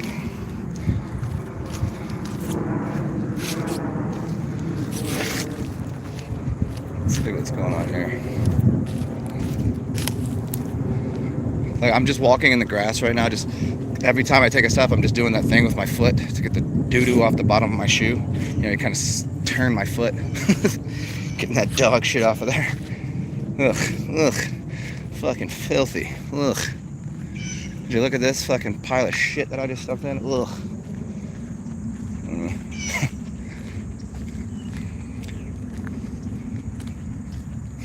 Yeah, this is not. This is the more like I don't know. There's too many rich white people over there. It's too close to the road. It's kind of like, yeah, it's a weird part of the park. When I come over here, you know, people take the walk, but people don't really hang out over here. You still get that feeling that you're in a city right here. And also when you get to the end here, is where the filter is, because what they're supposed to have is there's two fountains that are usually running, and it pushes all the water to both ends of this, right? So it pushes it this way, and so as the water flows here, all of the gunk and nasty shit goes down here to the end. And sometimes the smell is so bad. Oh, there's another island. If one of you look at, and there's even electrical outlet right there. If you ever want to come here, zombie apocalypse happens, you're safe right there, and you could set up camp there. That'd be dope. Little fire, little whatever, tented out. You could even have a little bit of a garden. You know what I'm saying? Be a cool little spot. Couldn't have too much like couldn't have too much of a, you know. It just have to be like an herbs and flower garden. You'd have to plant somewhere else. I've already annexed the big island, so we could do all the farming there. It's already mine. I've laid claim to it. And I do have swords, sawed-off shotguns, a fucking bazooka, a flamethrower, and atomic bombs. So if anybody tries to fuck with my island, we'll blow them up real quick. Oh, so here you go. See how the funk here? It all gets pushed down this way. Well, this is because the fountains aren't on. It still has. It's stagnant. It's that man funky. That's a little island. Like if we had guests, you could turn it into a little spot. I guess you could be like just sleeping quarters for like really one person. Cool, just for like napping and keeping zombies away.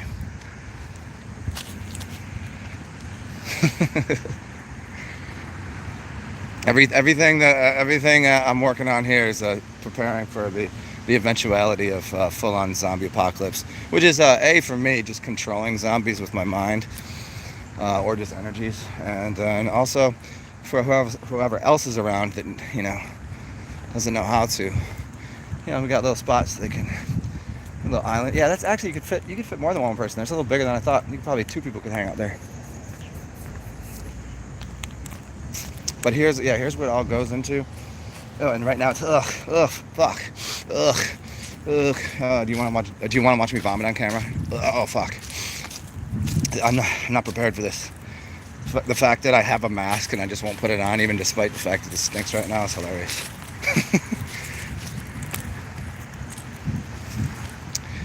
Okay, this is we've done one tiny little portion of the park here, and I'll show you another little rad spot. It used to be an island. If the water's higher, it's actually an island, but when it's low like this, it's not an island. I will look at the chat in a second as soon as I get to this bench right here. Look at this island right here. See that right there? That's dope. That could work out really well. Certainly. And in fact too, it's even better too, because see the side of it? It's like no zombies climbing up that bitch. You good. You like 8 feet up there. Oh, you'd be super safe from zombies right there. And you've got plenty. You could just knock a couple trees down over there. Oh, you could garden on that too. Definitely, that's sustainable. That's for a family of 3, 4 maybe. And you could also have guest rooms on there. That'd be dope. Yeah, I hope you all know I'm only halfway kidding about this shit. That was a nice pile of phlegm. Delicious. Okay. Is this going to be wet too, or have we found the dry bench? Hello there. Welcome again. It's me. There's you.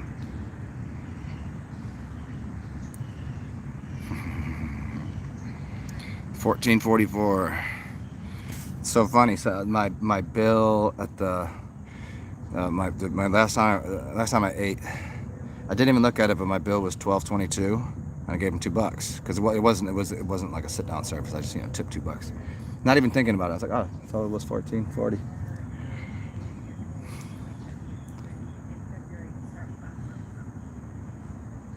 Where's the heron? Oh, the where's the? Well, funny enough, there are the herons here. You know what I'm saying? They were next to the chime tree, right? Aren't those the taller ones with the pecker, with the big long dong nose? Aren't those the herons?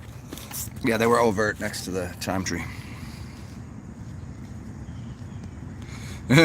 Mine. What's your drug of choice for? Are you gonna do anything tonight? Are you gonna eat some mushrooms or something? Oh, dude, you got everybody's like that bitch around the block. Yeah, that's really dope. Again, people like in this city really wouldn't care if you did that somewhere else. You got some assholes that would be like, I know what my odometer and shit said. How long did you drive this for? I know what it was. Like, but not here. You would never get that kind of. They'd be like, oh, did you enjoy? If I had money like that, and I'd just be like, dude, I'm gonna give you the keys to this. You park it. You feel free to fucking drive it around. Go have some fun. Or just when I come back, I'm like, how did you enjoy driving that? Was that fun? Did you take it for a spin? And if they're like, no, I'm like, why didn't you? Like, I gave you the fucking keys to my car to park it. You could have said that you couldn't find parking. You had to go farther. I don't fucking know.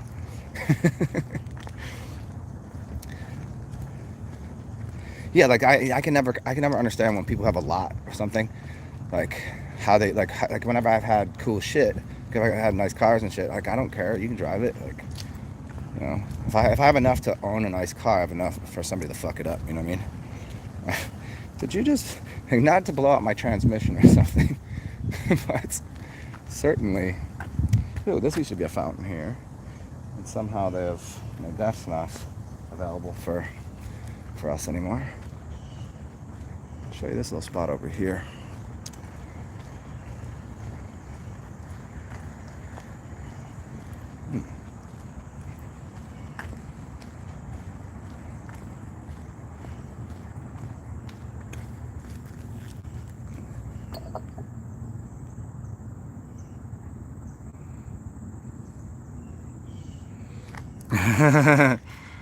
Tom, you had crazy diarrhea. I mean, red wine in general is going to have, unless you got a good bottle, it's going to have sulfites in it, and people react to sulfites quite differently. The salts in there and shit, yeah, that can fuck you up. And just alcohol in general, it's a blood thinner and stool softener. You know what I mean? It depends on what else you ate during the day. Like some days I could just drink all day, whatever, and my poop is fine, as long as I ate the right things prior. If I had something to go with it, like it's greasy or not, like, what you should do if you're going to do that again, you should eat something very, here's part of the island I was talking about. You should eat something prior to it that it will sop it up, you know what I mean? Like, something fibrous, and that will help you from getting the dookies, getting the runs. So here's the island, check it out. So this would have been great for the zombie apocalypse, except for they added this path right here, see? There's this that takes you over, so normally this would be how you get over, and then they filled it in right here, which I'm not a big fan of, because I was more looking forward to walking over into my zombie free zone, which is, this was the island. It's still nice. I've hung out over here a couple times. Let's see what we got going on. Let me flip the phone around for a second. It's a cute area. This could get redone into a zombie free zone just by digging that shit out and let the water run around properly. Very big area here. This could be like a play zone. Trying this is something else. Oh, you could garden here too. You'd have to get rid of some trees though, just because the sun's always coming in from over here, and you have to have the right sunlight. And this is a very shaded area. Like I'm sure people like do fucky fuck games back here. and satanic rituals right there. Or as the Christians like to call it, paganism, pagan witchery. They do it right here. See, I could probably cast a circle right here now and do some stupid shit right here. Although it's already been done, I don't really want to be putting my magic on top of shit. Although it's a decent space, which means it's already filled with the energy. So that's good. We could do that right there. This could be. Oh, this could be just like the magic island, huh? Do like ceremonial shit over here. See what I'm saying? You got different parts of it. It's like ritual shit right there. You got meditation places. Cool spot over here.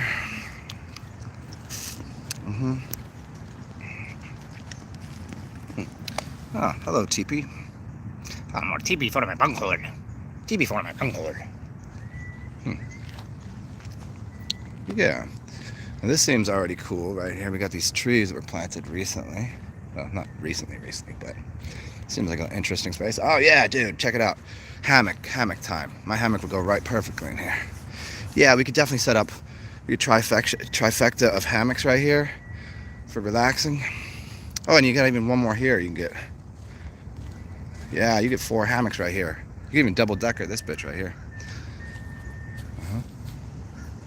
Cool, huh? And then we have the central standard point for snacking. Cool. So this will be this won't. This probably will not be so much. This will be like a not so much of a livable island, but maybe like you can do like rental space shit. You know, people that come and visit. This could definitely house quite a bit of tents. You know.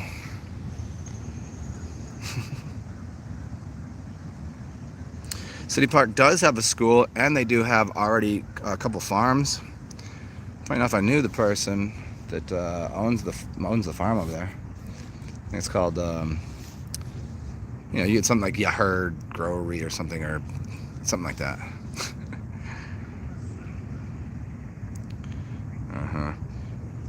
Yeah, and also, man, if you're gonna drink red wine, get the shit without the sulfites. And I've heard there is this one type of wine. I don't know who put me onto it. I have not affirmed or confirmed this, but it's called Our Daily Bread, and it's like organic, and they don't put any sulfites in it, which is very important. Sulfites are pretty bad for you. I mean, I know because I have a terrible reaction to them. I get like I can't breathe. Like it closes up my throat, and it gives me like a rash. I get real fucked up from it. Anything else? Nothing really happens except for drunken stupidness and perhaps a hangover. But nah, that shit fucks me up. But if you get the stuff without the sulfites, I can drink that. It's fine. I love red wine. But it's called Our Daily Bread, and it comes in a box. And for a boxed wine, I was like, it's kind of expensive. And I didn't consider the idea of the sulfites when I was looking into it at first. But for an unsulfited wine, it's actually very cheap. It's probably under, I think it's like a 3 liter. So it's not like the big box of Franzi. It's like the normal size, and it might be in the $20 some range, which is still decent. That's like like $7 a bottle, and so that's dope. And here's this little spot over here. This tree. This is a cool hangout spot. Check them out. I used to come out here barefooted and hang out on this guy. It's pretty dope. You can get up in this little spot right there. Like, I'm not going to do it now because I will bust my ass. But see, they got a couple good footholds, and you get up in there and hang. And also, you could put, if you're really crazy with it, a hammock could definitely go up there. Oh yeah, it's a fun little area. Also a good smoke spot, if you're into the herbal arts. Okay. Let's take this journey back to my house so I can grab my dick. No, grab my charger. Which I guess in some ways could be a dick, right? If you're practicing that Santa Tantra. I like that. Call me Santa Tantra. Isn't the dick is like the plug, right? It's an energy portal. I mean, the energy portal is the Shina, and the masculine is the plug.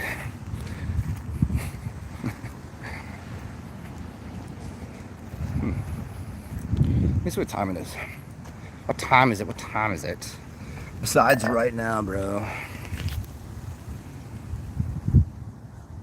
There you go. Sulfide's no good. Oh, dude, Tom, just don't ever drink like I drink. It's not very highly suggested to people, because I drink way too much. For me, it's even too much sometimes. But I've since cut back on what I drink, when I drink, and how I drink it. I go through spurts of not drinking at all, and sometimes drinking too much. But I balanced it out recently. I had like a fucking couple arguments and shit, like prior to getting drunk, and then I get drunk and you got the emotions, and then it doesn't turn out well. Bad hangover, drank too much.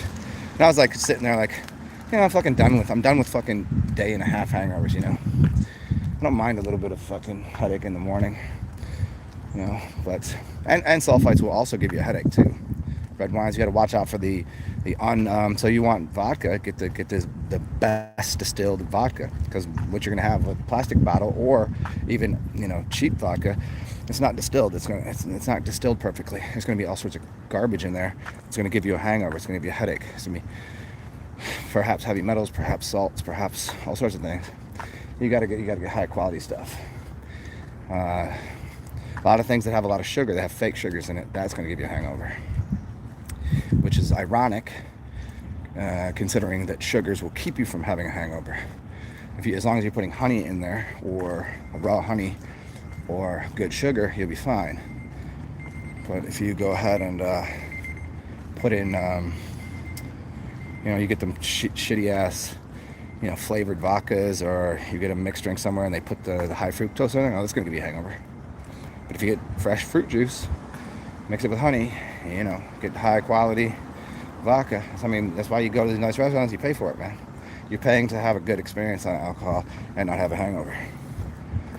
It's prohibitively expensive, what I'm saying? Unless you got money like that, and then the experience is different. What's up, bro?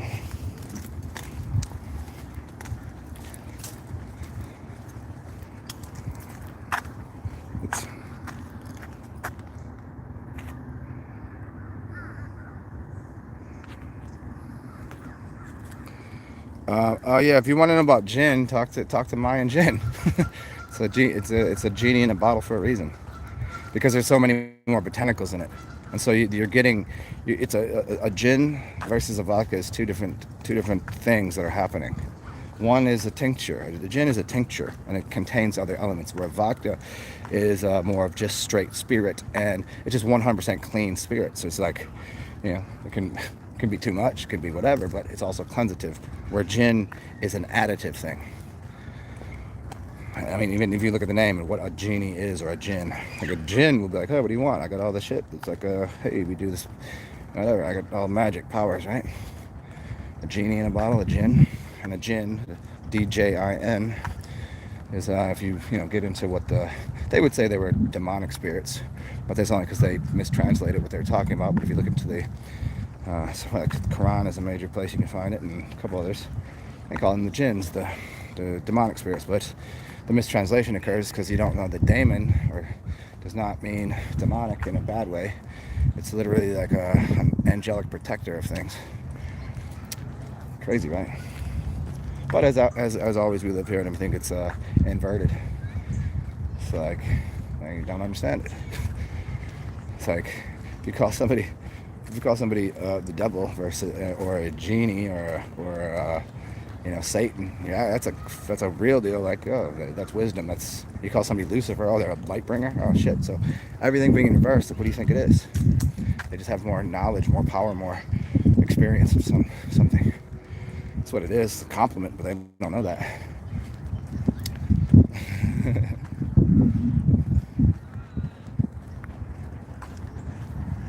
Where even an angel can't do that much. Why? Because an angel is an angle. It's just a fraction of. Genies have a lot more energy. Demons have more power than angels do. It's just what it is. Because demons can do good things and bad things, right? which you'd consider good or bad, where angels tend to just work with a fraction of knowledge and do like what everybody else, oh, they're angels, they're just doing the right thing. Yeah. Nope, sorry to break it to you, that's not really what it meant to begin with.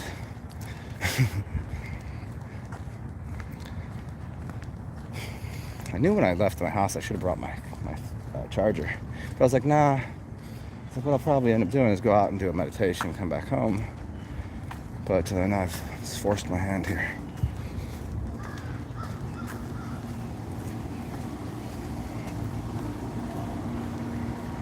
And there's my island over there that I've annexed. But for now, I let people use it.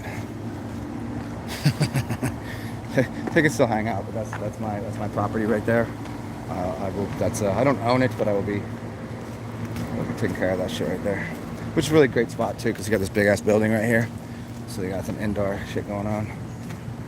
Even if all of the power and electricity and shit goes, you still have a functioning water system and indoor for whatever it needs to be. And got this water thing that will take me into the park. See, if we had a boat there, we could go from inside of there to the other side over this bridge or under this bridge. Here, I'll show you. There you go. 29591900571. Presented by Mr. and Mrs. Felix Dreyfus. I'll take you over here.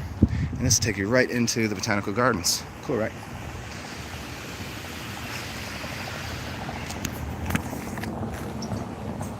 So, yeah. So, even if, again, the world does do the fucking crazy zombie shit. Ooh, this is fun. Let's see what this is. Oh, let me show you this cool shit.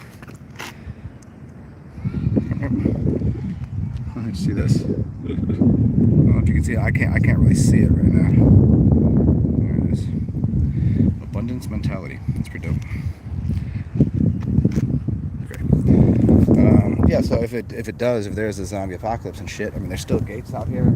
That's pretty secure in there, and they're not gonna go through the water. See? Winds all around, huh? Winds like your goddamn Chinese. You know what I mean?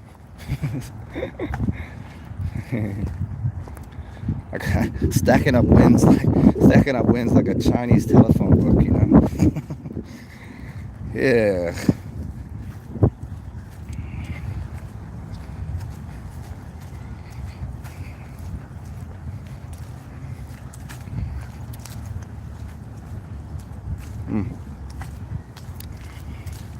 I think I will be doing liquid most of the day, then I'll have a final dinner of the year.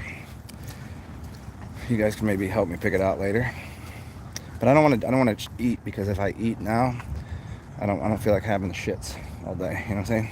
I want to be out and around. It's like when and also I don't really get hungry when I could just be drinking water or juice or beer or whatever. I just don't get hungry. And also sometimes I'm a little snacky. But I know what will happen. Then I got alcohol that's thinning my blood a little bit. It's gonna process the food through my system quicker. I'm like, I don't feel like having to take a dump on a toilet, or I don't have a bidet. And if the society continues on and there's still commerce and dollar systems and whatever, if there is, then I will sell bidets in the future. That'll be my gig. Oh, look at this. There's an island right here. Another island too that we can. That's a dope island right there. That's fully. Yeah, that one's right there. That one's fully immersed. That one's for fun shit.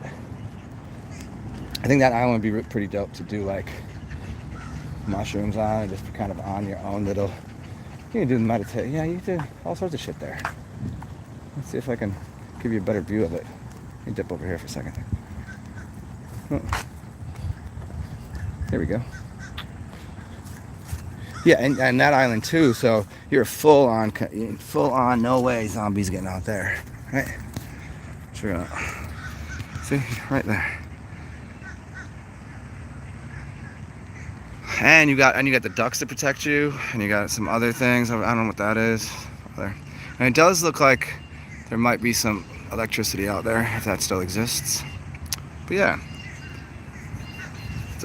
that's a full-on island right there. That's dope.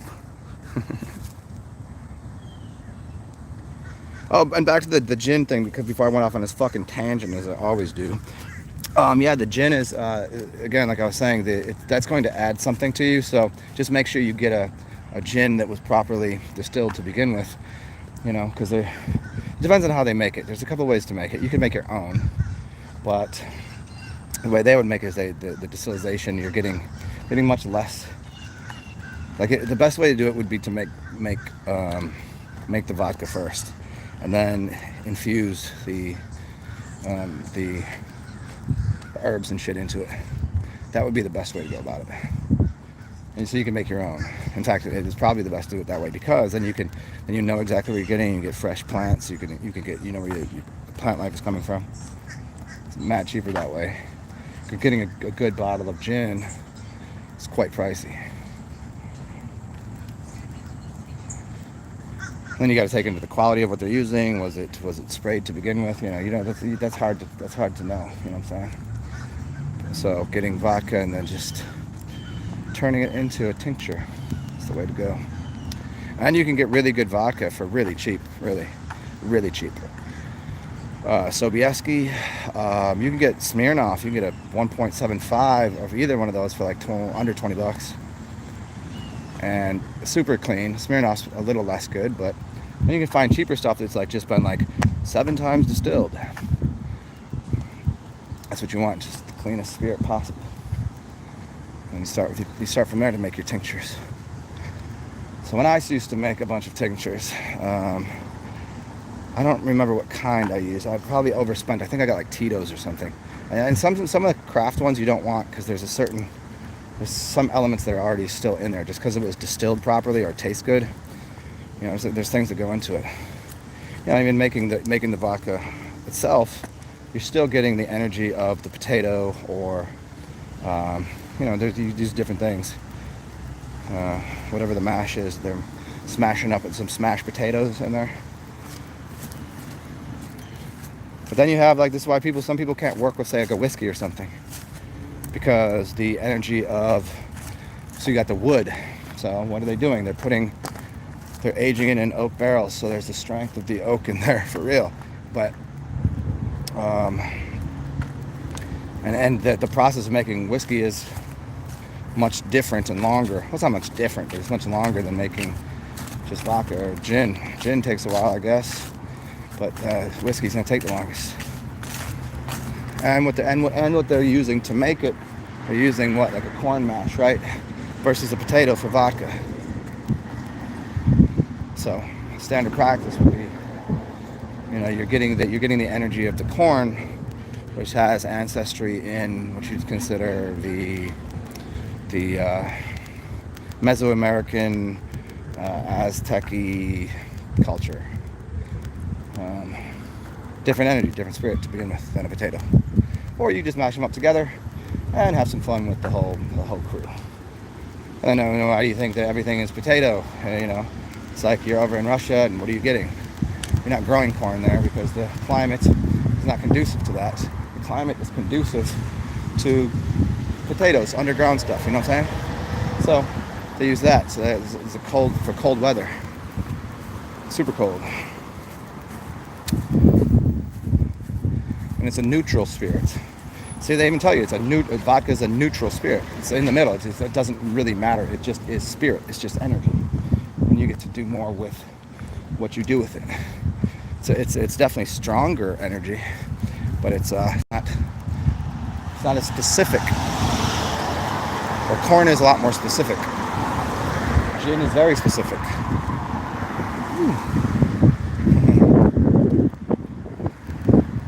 And then you have like specialty drinks.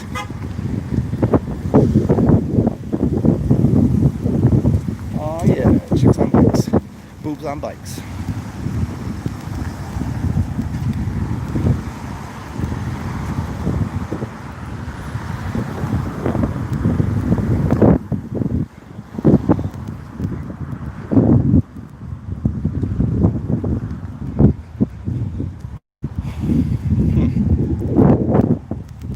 I might even dip over to the quarter, because I mean, despite the fact that like my dude said, they're not going to be doing fireworks, people will probably be out.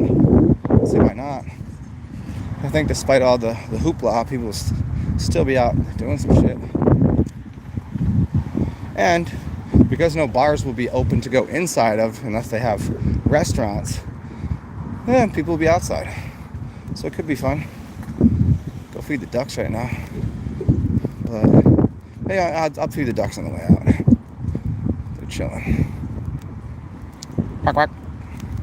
Quack quack, motherfucker.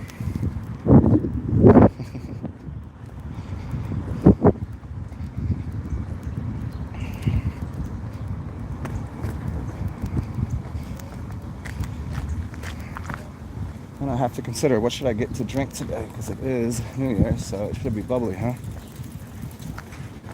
Well, I could just drink and take a nap before tonight. We'll see. We'll see what's going on here.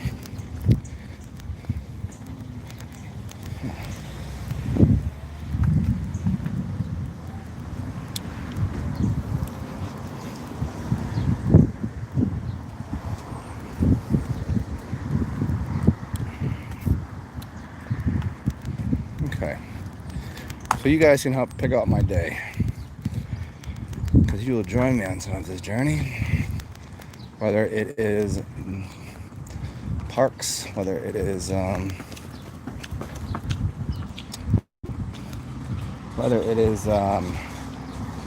graveyard for a little while. And I know I'm going to do the graveyard tomorrow, so I'm probably not going to go to a graveyard today. Although we could do that tonight. Go bury some shit, do a seance, some ritual, some crazy shit.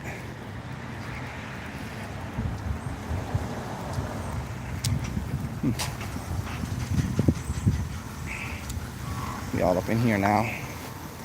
Welcome. Welcome to the Thunderdome.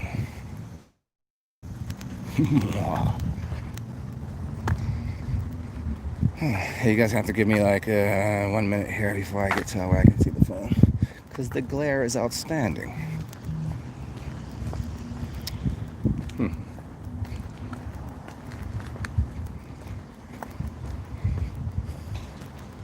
Hey, license plate says DMT on it. I guess that's what we're doing today.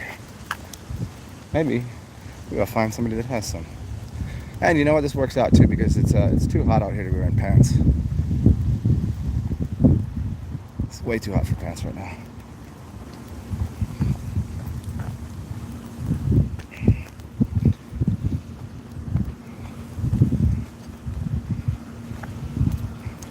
Hold on 1 second, y'all. I'll be right back with you.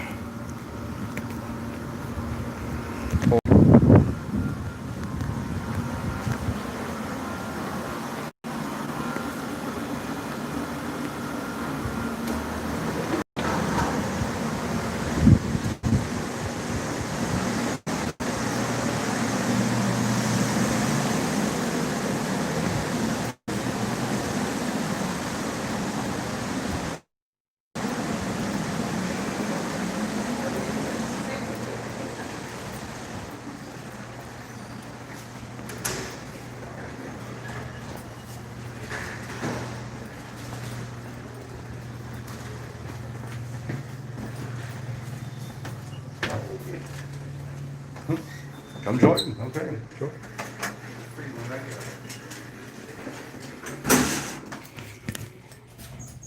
See, I'm telling you, this elevator thing has been so crazy lately. Just walk up and the elevator's already ready there for me. Always. And my man didn't want to get in the elevator with me. I wonder why. Uh-oh. Somebody's going up. You going up? Hold on. You going up? You going up? Oh, yeah, I'm going up too. Yeah, okay. Okay. Thank you. Cheers.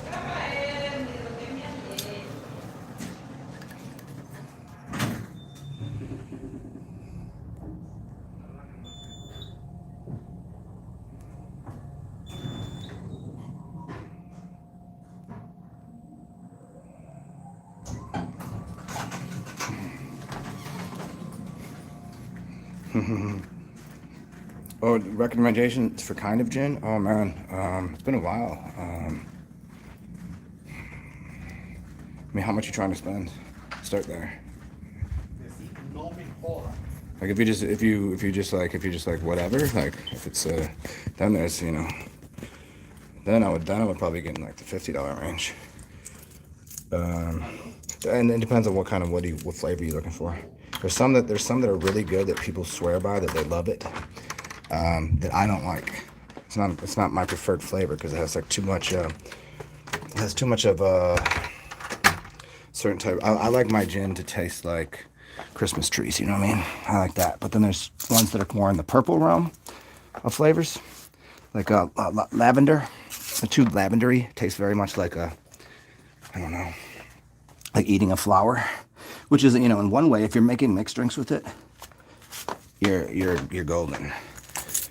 If you're making those like fancy mixed drinks, it's good. But if you're just drinking gin on ice or whatever, then it's not worth it. Like my Monkey 47 is good. Hey, give me 1 second. I'm gonna put some shorts on. Maybe even change my shirt. It's that warm out right now, for real. Monkey 47. Monkey 47 is dope. But that's the one that I don't like because of flavor. But everybody swears by it.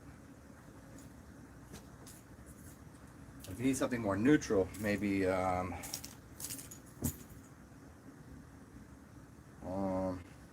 Hendrix is decent. I mean, obviously. And then you have the green bottle ones. They're done in green bottles for a reason. You can't really go wrong with Tanqueray. That's what's up. Oh man, sweaty ass. What do you get in a sec?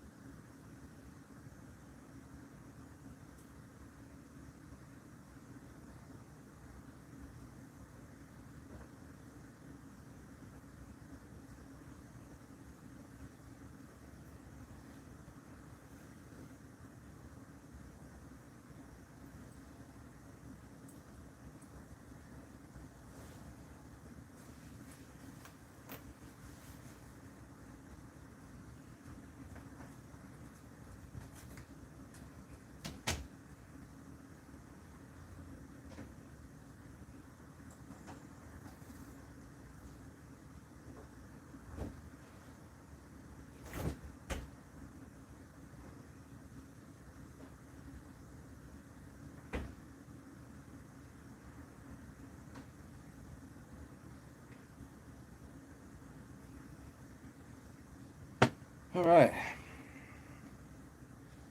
Cool. Right. Wonderful.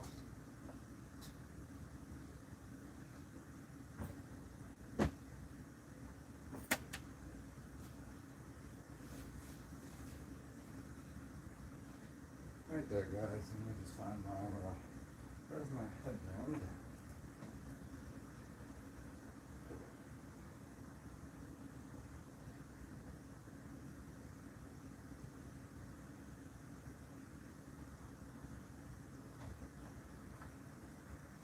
Okie dokie, artichoke.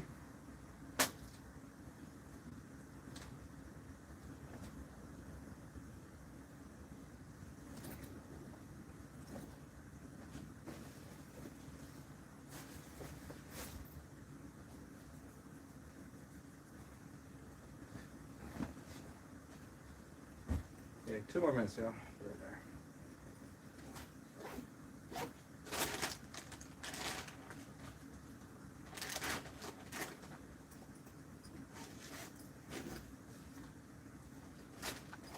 Maybe we'll buy some taro. Tabra.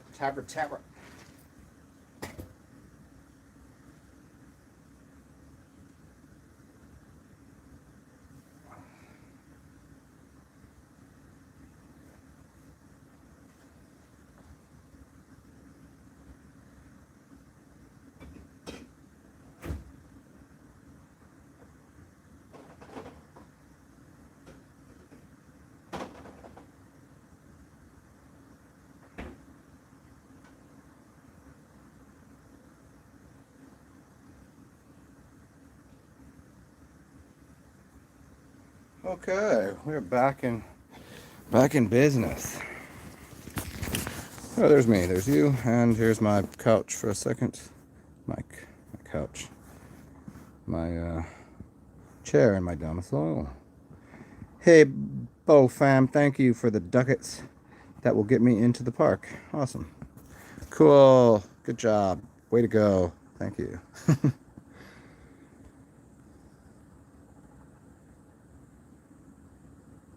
Pertu. Yeah, we were talking about it. Yeah, that's crazy. Yeah, here, what is it? It's Everclear. Everclear is 95%.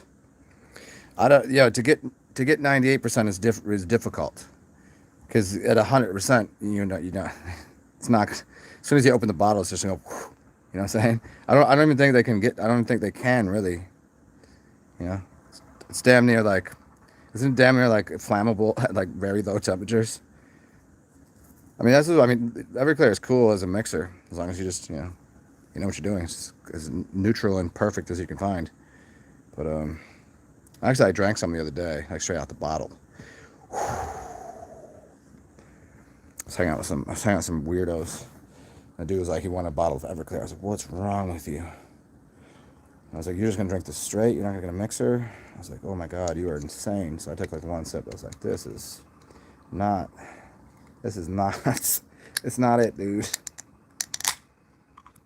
But yeah, that's like 95, so 190 proof. Yeah, it's about the upper limits of what's easy to make.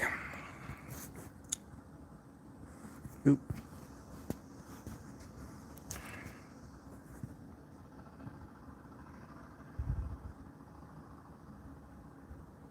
Oh yeah, if you just want to get there, if you're good, if you treat it like Everclear or Pitru, or how do you say it?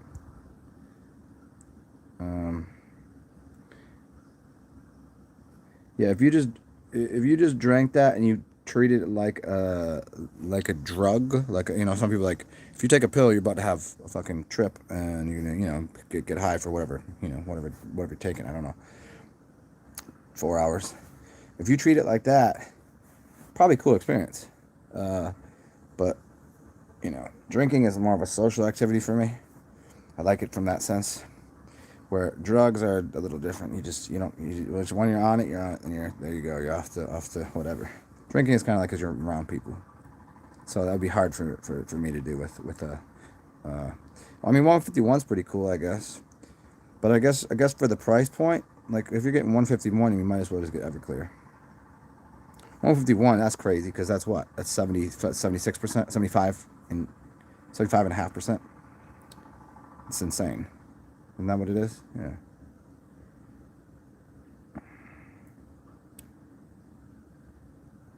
Yeah, Sobieski's what's up. Sobieski's Sobieski is for as far as I can tell for the money you can't beat it. Can't cost effectiveness, how clean it is. Like yeah, that's what's up. So this right here is Wiseacre Brewing Company, Memphis, Tennessee. Tennessee, this shit is dope, man. If you guys can find and you like stouts, get this shit, man. It's called Gotta Get Up to Get Down. And normally I don't like milk stouts too often. I don't like stouty beers just because the temperature wise it's too hot and it's just too much to drink. It's just thick. But this is good. This is actually I think this is an upgrade over a Guinness. I mean, obviously there's coffee in here, so it's giving a darker roast flavor to it. But the coffee comes forward definitely. And this is only like 5%. So Guinness is another low ABV beer. So this is why it's a breakfast stout. So have it for breakfast. Doesn't have a lot of alcohol in it. Uh-oh. Hold on, right back. This is what's happening here.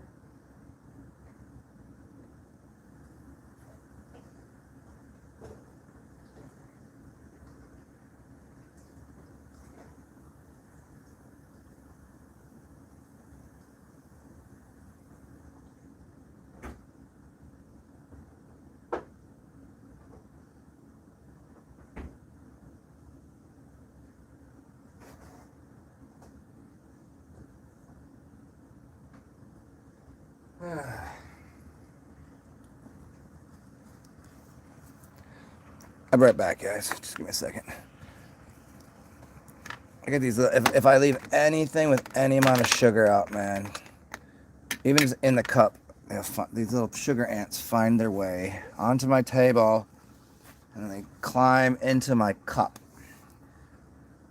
Little bastards. Little bastards.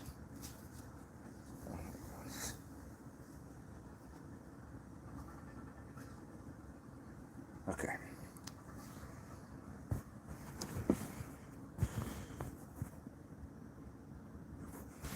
Ciroc is made from grapes. Very interesting. Did not know that.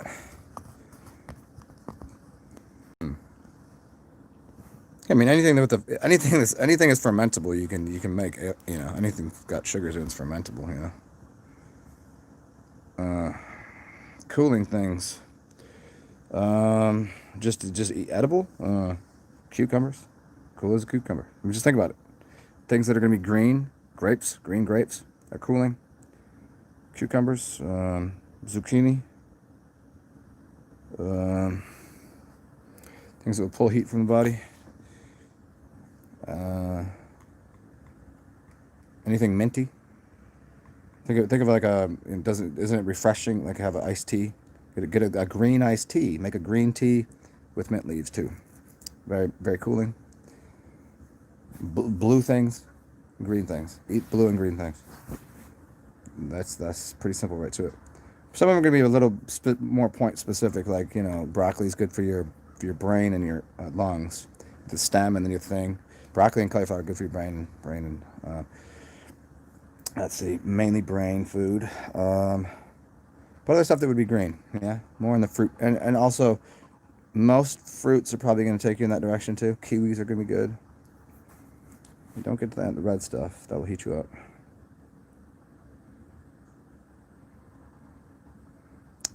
Oh yeah, Bombay Sapphire. Yes, Bombay Sapphire. Get the hold on, this thing is so much glare. I want some light. Yeah. Bombay Sapphire. Get the blue bottle. It's not even a choice. It's more expensive, but the blue bottle. I when I drank gin, I drank a blue bottle Bombay exclusively. Yeah, it was fancy, and it's fun to say Mumbai Sapphire.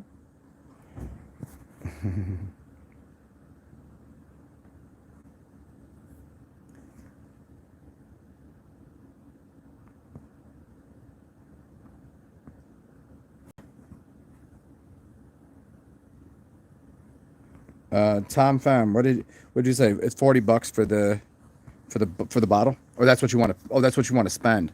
Okay, yeah, Bombay, you'll be in there for 40. Yeah, 77. Yeah, 77 penny. Well, and it's funny. I seen the trip. I seen a couple license plates when I was walking around 777. Fun times. And being prior to 1982 was actually made out of copper. Rest of them, not so much copper in them. 72s or 77. Yeah, prior to 82, they all good.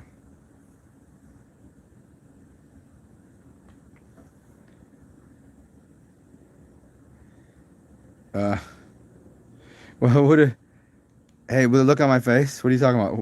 Which time? Which face? When I was in the building or when I was outside? I'm low. What's up? Hey, Ashley Woods. I'm always drinking. I'm always drinking something. Yes, I tend not to eat, so I stay with liquids. Beer, wine, liquor, juice. I love iced tea. I love a half and half. Arnold Palmer, and yeah, and eating or drinking helps me to not eat. Just it's more cleansing. And if I'm drinking something like with the spirit or beverage in it, like a little bit of alcohol. Oh yeah, for certain. How the hell do you think I look so good for my age? Got to participate with the spirit, huh?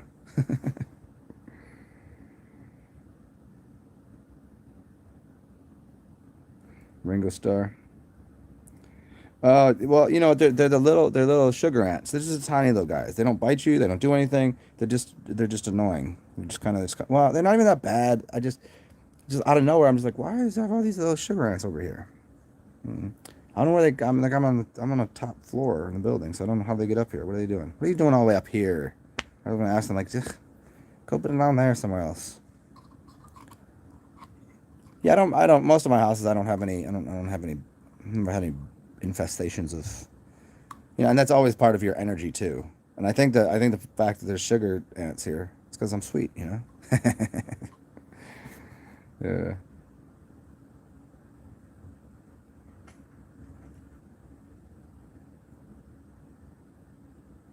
Oh well. Yeah. Well. Thank you. Actually, yeah. It depends on the day, but yeah. Sometimes I try to hide it because I can't always be glowing. Sometimes I gotta sometime a hoodie it up or whatever. So yes, actually, this is what I do on some of the shows. Sometimes I don't talk to you guys and I just like say my shit and get off of here. Sometimes I just upload things that it's not no talkie, no talking, don't even no eye contact, no talking. I just but other ones like this, the longer ones tend to be more personal or less professional, more whatever, just off the cuff, whatever, bro, whatever, man. Oh, that, yeah, yeah, yeah, yeah, yeah, yeah.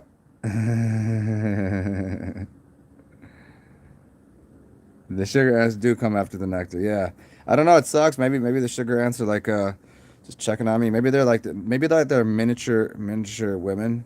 You know what I mean? Like honeybees and stuff. Like maybe they're just kind of like checking on me because I haven't been out in the public sector, so all of the bees, the bees and all the ones, the honeybees that want to come around and get my nectar. They don't get to see me. I don't, they don't get to actually they don't get to lick honey off of me. It's been a long time, man. This whole fucking this whole Rona bullshit really fucking up my it's fucking up my the whole thing. It's fucking up my fuck game. It's fucking up my spitting game. You can't. It doesn't work. It just gets in the way. Because then they're tragically scared just of the thing in general. I'm like, oh, how the fuck am I gonna, get this chick in the sack? How am I gonna make love to this woman? How am I going to make sweet love? And she's scared of, like, is she wearing a mask? I can't even talk to you. I can't even hear you. Yeah, it's a no win, man. Yeah. Yeah, I mean, there's plenty of people I've gotten to talk to. If they don't have a mask, and I'm like, yes. I was like, glad you're still alive. Good to see you. But yeah, no, those are that's the dilemma there. Usually already wifeyed up, so they're good. I'm like, ugh, it's no win, man. Sometimes, fucking burp God. Yeah, yeah.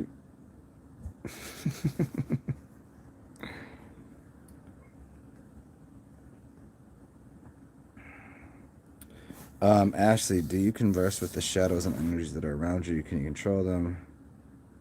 Ah, you heard that I can? Who told you this? Hey, also, you can control them with the proper D. I mean, you trying to get some of that vitamin D, Ashley? The proper D. um, I don't know. I mean, it depends on what you like. If you're talking about like in this realm, do I see what you'd call aberrations? Yeah, everyone can. Yeah, do I see what you like? I think most people they see a spirit or they see an aberration or they see something that is like not physically completely there for like other people won't be able to see it. Can I see those things? Occasionally, sometimes. Can I see auric fields? Occasionally, sometimes. Can I work with energies and it happens in a different level for me. Like it's an energetic thing. It's more of a feeling based thing. I don't. I was not. One of my initial gifts was not like the sight, literally here to see auric fields and stuff. It's something that that's something that I've developed. But the other things, no, but if you say it, working with spirits and stuff, like I consider every human a spirit or plant life. So in that way, sure, even the darker energies. There's not, like I'm drinking a dark beer right now, uh, eat dark things and, things that are, they have more melanin in it, which is connected to the dream world, which is melatonin, you got melatonin, which is for dreaming and sleep time, right? And you got melanin, and you got, so all of that dark matter energy, that's where you pull from, because it's a denser form of energy. Like, I mean, if everything is just, if you like, think of it like, think of a dark crystal, or even think of the Dark Crystal, the movie, by, and they made a series, Jim Henson, Fraggle Rock guy, that dude, crazy guy, one crazy dude, the Dark Crystal. So it's just, that's just more profound energy. It's more, right? It's crystallized light. Since light doesn't have a speed. It's a reproduction. It takes the lights and you take a light and you crystallize it and you form it into something. And dark. So this is why if you have a dark crystal, like if you have a dark crystal like this. So this is right here, a piece of hematite, magnetite. This has magnetic qualities to it, right? So I could, let's see. Can you see this? Let's see. So look at it's magnet. Oh, it's not. I don't. These are pretty weak. Oh, you can see what's happening now. So most things that are, there's a quality. Not all black things, but it's absorbent. It pulls energy into it. The black hole, the black Mama Earth. It's a soil. It's pulling energy. So black things will pull energy in. So it's a more profound kind of energy. Where if you have something like this.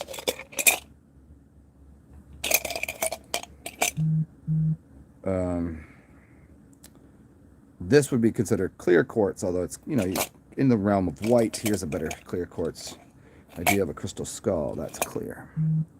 So you'd use this and this together. It does something. The white and the crystal, one, it was a transmitting device.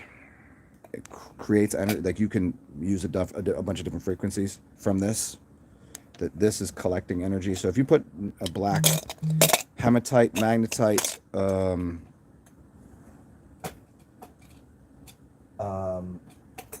shit, I even have this, and which is funny. This is I forget what this is. I forget what kind of thing this is. What's the? I know I'm smelling it. It's pretty. You think what an idiot. Well, any black stone is going to pull energy into you, and then you can radiate things out with that. And this is funny enough. This is a gua sha tool, and what you do with this is you would put it against your skin, and you're scraping against you, and you're getting your lymph system working, and it's also doing something. It's collecting energy. It's from a subtle level. That's what this is doing. But on the physical level, using this shungite, yes. Shungite, hematite, so you get the ones that are kind of rough, like this one. These you'll want to clean. You'll literally want to clean physically, and then you'll want to clean them off with the moon. The moon will remove the energies from these. So then you can again pull energy into it. You'd call it bad energy. So I need to take bad energy. Well, it's going to transmute that bad energy into anything you want. It's the reason you can put a seed into the earth, which is black, which is the earth is, rare earth magnets, right? The earth is to a degree you'd call it a magnet. Most people say things fall to the earth because of gravity. We got to understand what magnetism is before we get into what gravity might be. So electric pulsing. So this pulling energy in and then pushing it out as electricity. So these are used in unison with this copper, and then magnets. So I'd use copper, I'd use magnet, and I use this to generate energy and electricity to put energy out there. But the collection of the energy would be this. I would put it on the bottom. I would put the magnet inside, or if I'm using copper, I could coil it around this, and so you can create an electrical system. So I'm using magnet energy black to pull it in, copper this, and then you can use different crystals for different things. And also I do have some gold and silver in there, 24 karat gold, and 99.9% pure silver. So there you go. I don't know what we got to. Transmuting energy.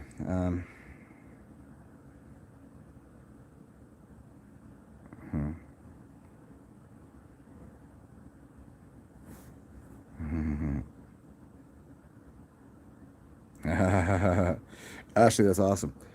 I don't know that I ever had an awakening per se. Like people always say that, kind of like that. I just said, I've had different experiences, and it's always like just more of a. Well, it's like, sometimes it's like a stair step, and then sometimes it's like whoop, a full leap forward into something new that I'm capable of doing. That's what's possible. Yeah, I never had that full on. Oh, haha! This is how everything is, and this is how it works, and blah blah blah. Like I didn't.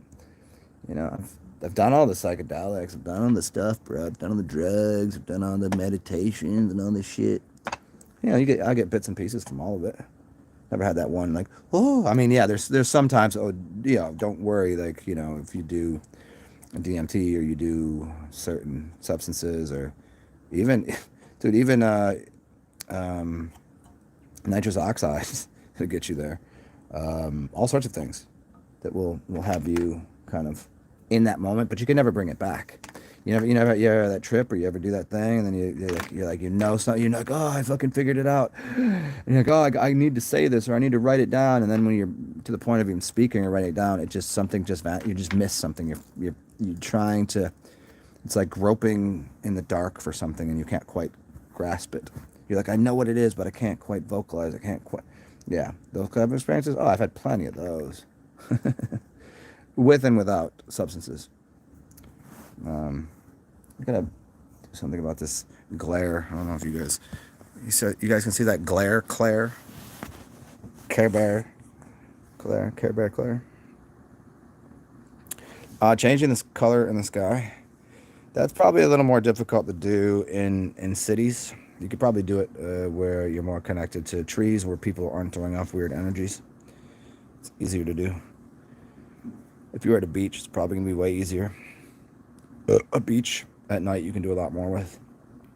Just the fact that the beach is, depending on the kind of beach too, if you're on a quartz crystal beach and you got your shoes off, like, there's no people out there. You're already using the salt water as an energetic thing to do something.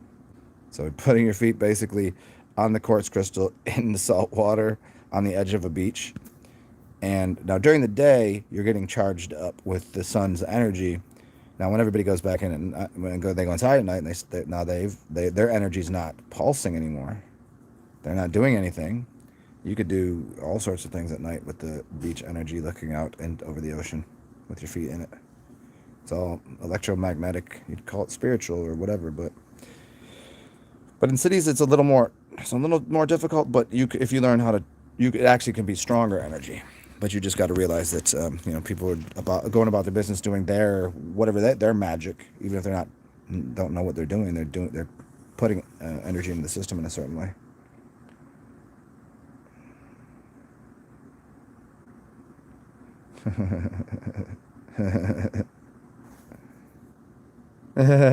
Yeah, excrement. Yeah, as soon as you try to remember that, it's like a dream. Do you ever have those dreams that you're very vivid in, but then you wake up and it just vanishes? I mean, there's ways to fix that with the dream world where you can recall. It means don't open your eyes and don't move. Don't move. I don't care if your body's uncomfortable. Don't move. Maintain where you are. Walk backwards in the dream and start breathing properly. Don't open your eyes. You'll fuck the whole thing up. Any movement, any opening your eyes, you'll fuck up the memory of the dream. Because what you've done is now you've loaded in a program that says my body is important. So if you move, now you've turned circuits on that says, okay, body, yes, and it takes away from your mind, and your mind collapses. um, and there's ways of bringing back recall from the spirit realm. It's using certain substances in the morning. Some are helpful with dream recall, and some are helpful with if you do have a psychedelic journey, bro, or even just a meditation. There's certain gayusa, not ayahuasca. If you were to take ayahuasca, then in the morning you drink gayusa, and that's just a type of green tea, but it's very helpful. I mean, I don't know if it's green tea. I forget. I used to get it. It's really good. It's really good. So you drink that in the morning, and it helps with recall of dreams, or even if you had a psychedelic experience. Yeah. Have I ever asked? Oh, actually, actually, you're very new to my channel. Yeah, I teach all about it. You find I have dozens of videos on it. Yeah, I've actually traveled, actually projected, had an out of body. You know, they're slightly different. There's levels to it. I don't want to get into all that right now, but yeah, of course. You know, I've actually pulled myself literally out of my body, looked at my body, and walked around my house. Yeah, a few times, quite a few times. And then there's ones that, you know, I can walk through doors and see the atomic structure of what's going on. That's really crazy. and astrally projecting, or actually traveling in the daytime, or just getting out of body during the daytime is a better way to say it. Getting out of body during the daytime, the sun is still out. So if you're in real time, you can verify where you are. So if you take a nap in the afternoon and you can get out of body, which is slightly different than astral travel, and it's definitely different than astral projection. Projection is putting yourself somewhere, where you're projecting yourself somewhere. And it could be a different time even, so you don't really know where the hell you are. Astral travel, I mean, that's just getting out of body and running around, which is pretty much in the same timeline, same space. Getting out of body is to pull yourself out, and you're standing right here. It's like you're 100% right there. And doing it in the daytime with the sun is really interesting, because then you go say, whoa, the sun is so whoa.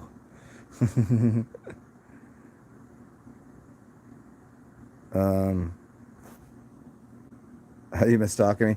Oh, it's okay, actually. Many people do. And they all come to the same conclusion. They just go, who the fuck are you? Why isn't your channel bigger? There's plenty of reasons for that. It's only so many people are allowed in my classroom. I only let certain people in. Has to be exclusive.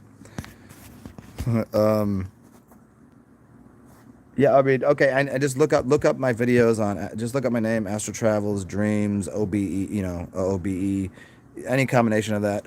Or if you just get crazy and you just got some time to just feel like, you know, hit the get lucky button, is just go to my page and go to just go to like when date edit was, and flip it around from here to my first ones going the other direction, and then just scroll through there. It's a whole different experience, but right around maybe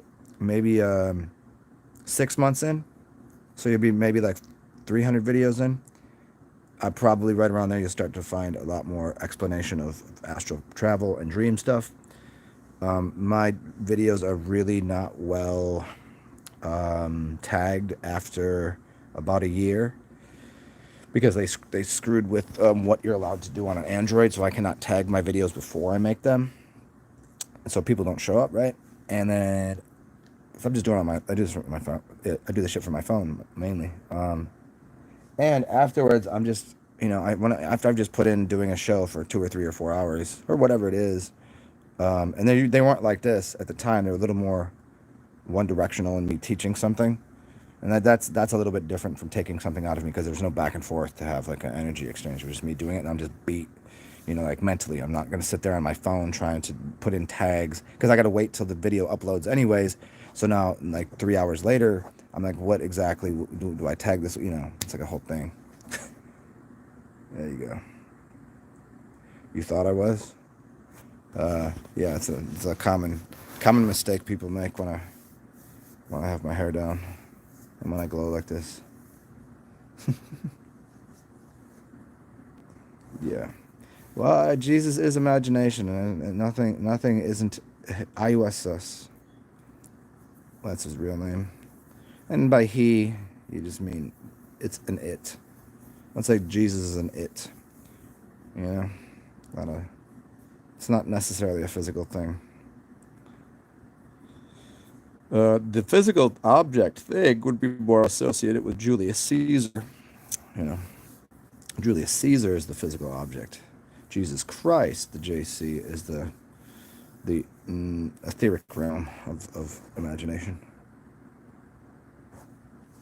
Oh yeah, okay. Well, so actually, so here the transition through my videos were again was pretty simple. Well, for me, I doing in doing them was strange because at first I didn't like the sound of my voice. I'm an introvert at heart, I guess, because I recharge by myself. I don't like to if I'm not on 100%, like I don't want to be out. I don't want to be around people. I just want to let me just you know I got to recharge here. But when I'm out and when I'm doing these things, like I'm fucking feeling it, right? Yeah, I'm very extroverted. Most people would say you're not introverted. I'm like, yeah, you just don't. This is how I express myself. My introversion of energy, build up. So when I first started making videos, it was very one directional. It was teaching. It was an idea of like things that that I knew that I was like other people don't know this. I was like, let me teach them this. And that was my idea. But I didn't like the sound of my voice, so it was really challenging. So I have like from like 20, I think from about like 2011 to about 2017, I just did a lot of writing. So my writings are on my zenalchemist.wordpress. I should probably, I don't know, I've never put that in there. I'll add that to my description box, I guess. The zenalchemist.wordpress.com, or what is it, .org? Oh, what is it? Yeah. Zen Alchemist. Yeah.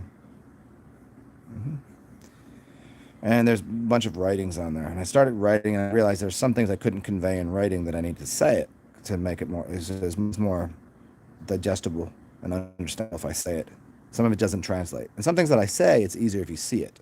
So sometimes when I'm explaining how language works, interestingly enough, I have to write it down. You have to see what I'm talking about I'm spelling a word and you get to show someone um, gematria and etymology and some clues. You have to see it. So then I went to the point of, and I didn't want to be on camera, so you don't see my face. I was not at all, and like I'm not gonna put my face on camera because I don't even like the way I don't even like the way I sound. Like I always felt like when you years ago you'd have to put your voicemail on, and you would just every time you'd hear it you're like ugh, and you delete it and then just try it again. You're like, and you hear your voice, you're like, oh, is that what I sound like to people? And I was not a big fan of the sound of my voice. Crazy, crazy, I know, considering how much I talk, and my voice is much different. My voice has changed a lot. Um, then I went from doing that to then doing like more philosophical. So those beginning ones are teaching and from so many different levels, different things that I know.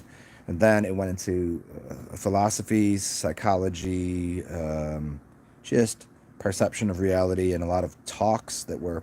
Some of them were me on camera. I got over that, and I put myself on camera. But there was no interaction. There was no. I wasn't doing live videos. And because you can't do live videos until you have a certain number of people, anyways. And I didn't have enough subs. And then even when I did, I was like, I don't know about doing a live video. Then one day I was like, fuck it, I'll do a live video. I don't remember what the first one was. That there was like interaction. Like my first live video was definitely after I'd already made videos with my stupid face on camera. And then people were like, oh, what do you mean you don't like the sound of your voice? People were like, dude, I fucking like I meditate and fall asleep to your shit. Like, and they're like in the best way, fall asleep. And then I started doing more interactive things. Then some of them were full on like people just get questions and shit. And then it turned into something more that just the way I talk to people. This is how I am. And it just was like, fuck it. This is, as much as I know, you would, if you meet me in certain ways, you'd be like, oh, look at this idiot. He doesn't know anything about anything.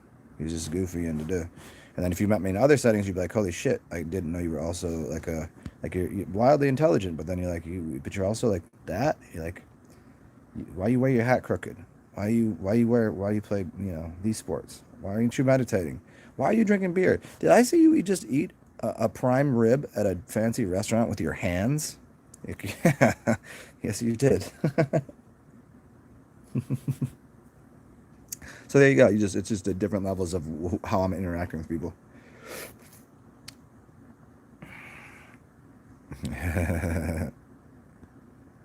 The tetragrammaton. Yeah.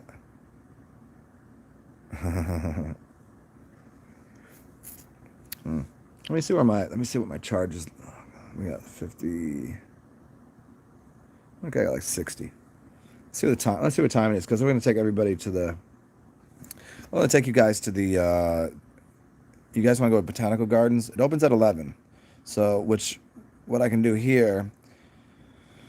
This will give me enough time to consider what I want to wear today. Should I put on my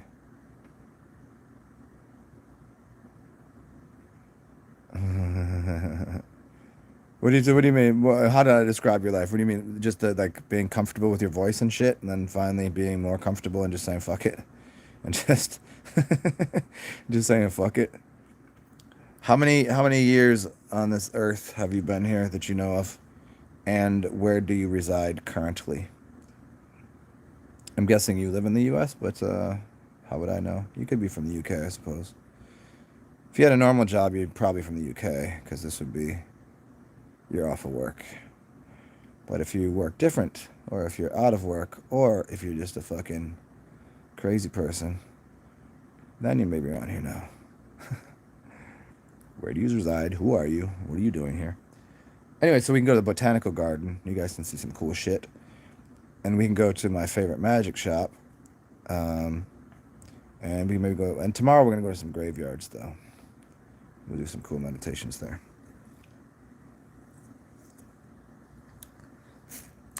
But yeah, I'm kind of considering what to wear today because I mean I'm loving my Stitch shirt, but I think I was kind of gonna put a tunic on again.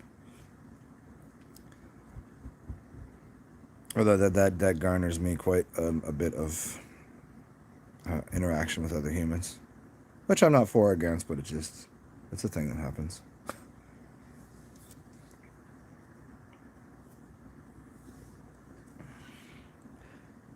People think you're weird. Well, you're definitely weird if you're here. That's it goes without saying. Non-weird people don't do well here with me.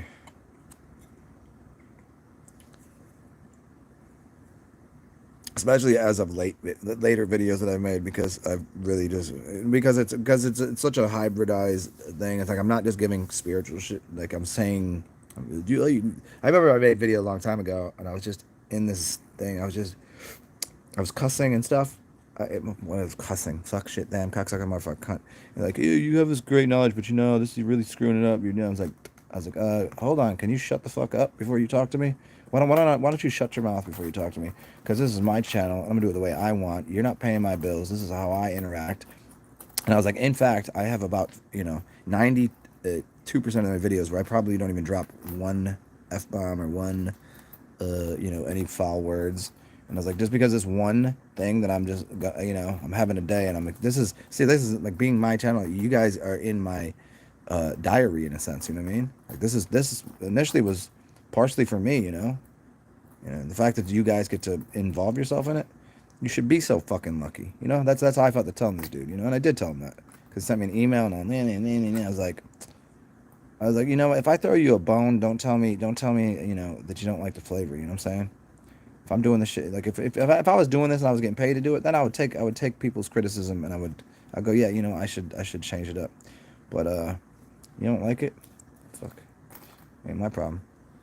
And so as my and then I add my own sense of humility and the humor and just sometimes if I can talk shit to people, sometimes I don't know, fuck whatever. So it's in this. It gets all folded into the mix. So who's going to really listen for 3 hours to go through the emotional roller coaster? That's how does 1 second he say that, the next second he says that. I'm a giant being. Of course I'm going to say wild shit. Of course I'm going to contradict myself at times. It's inevitable. Everyone does. You know?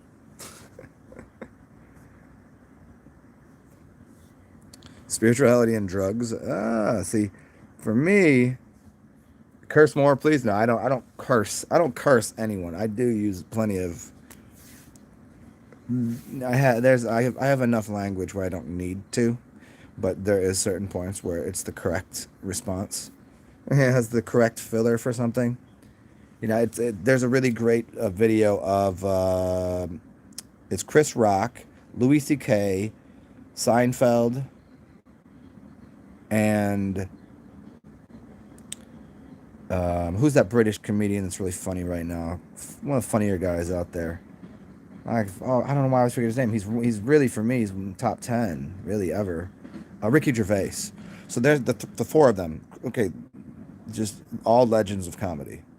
Ricky Gervais, Chris Rock, Seinfeld, and Louis C.K. Right, and they all have different styles of what they use, and they were talking about using curse words, and how Seinfeld is a clean comic. Um, Gervais is kind of in the middle on it. He didn't really care. Chris Rock, I mean, obviously and Louis C.K. is blue as all you get out, and Seinfeld was always like, from a comedy standpoint, he was being very like critical of it. He's like, there's just too many people that use it, and you'll get a laugh if you use it, and if you in it, and sometimes saying it will make the joke funnier than it actually is. And Louis was more like, working clean. And Carlin said this. Carlin said this years ago. He's like, you should be able to work clean and get through an entire act, but there are times that you by preventing yourself from using certain words and language, you've closed doors to comedy. You've closed doors to expression of yourself. Maybe I'm ad-libbing what Carlin said, but that's how I see it.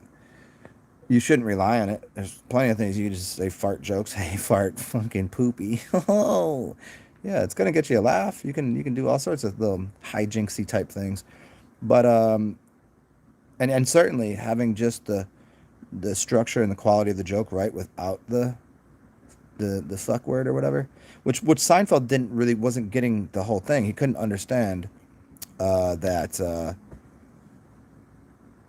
he could. Oh, nobody's here. Shit. Well, whatever. Um, Seinfeld couldn't understand that his facial expressions and his raising his eyebrows and his snarky, um,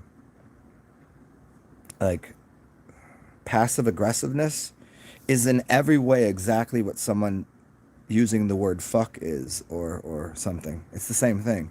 He was using his comedic arsenal just slightly different, but he was saying that he's just not going to use those foul words because he thought it diminished from, which is interesting considering he is not even close to the best stand-up comedic comedian ever. From an observational standpoint and being funny, he's a pretty funny dude, and probably hang on, is pretty funny guy, but an exceptionally funny, in fact. But stand-up comedy, he's not even you can't even put him in the top 20 right now. Or definitely right now. You probably all time. I got 50 off the top of my head, and I got 3 in the room that are way better than him. So I think he only dicked himself over by saying, oh, I can do 90% of comedy, but I can't do that 10%. But because he thought that 10% of comedy was like a cheap laugh, like vaudeville. From being from New Orleans, vaudeville, huh? That vaudevillian humor, slapstick comedy shit. Thought it was a free laugh. Yeah.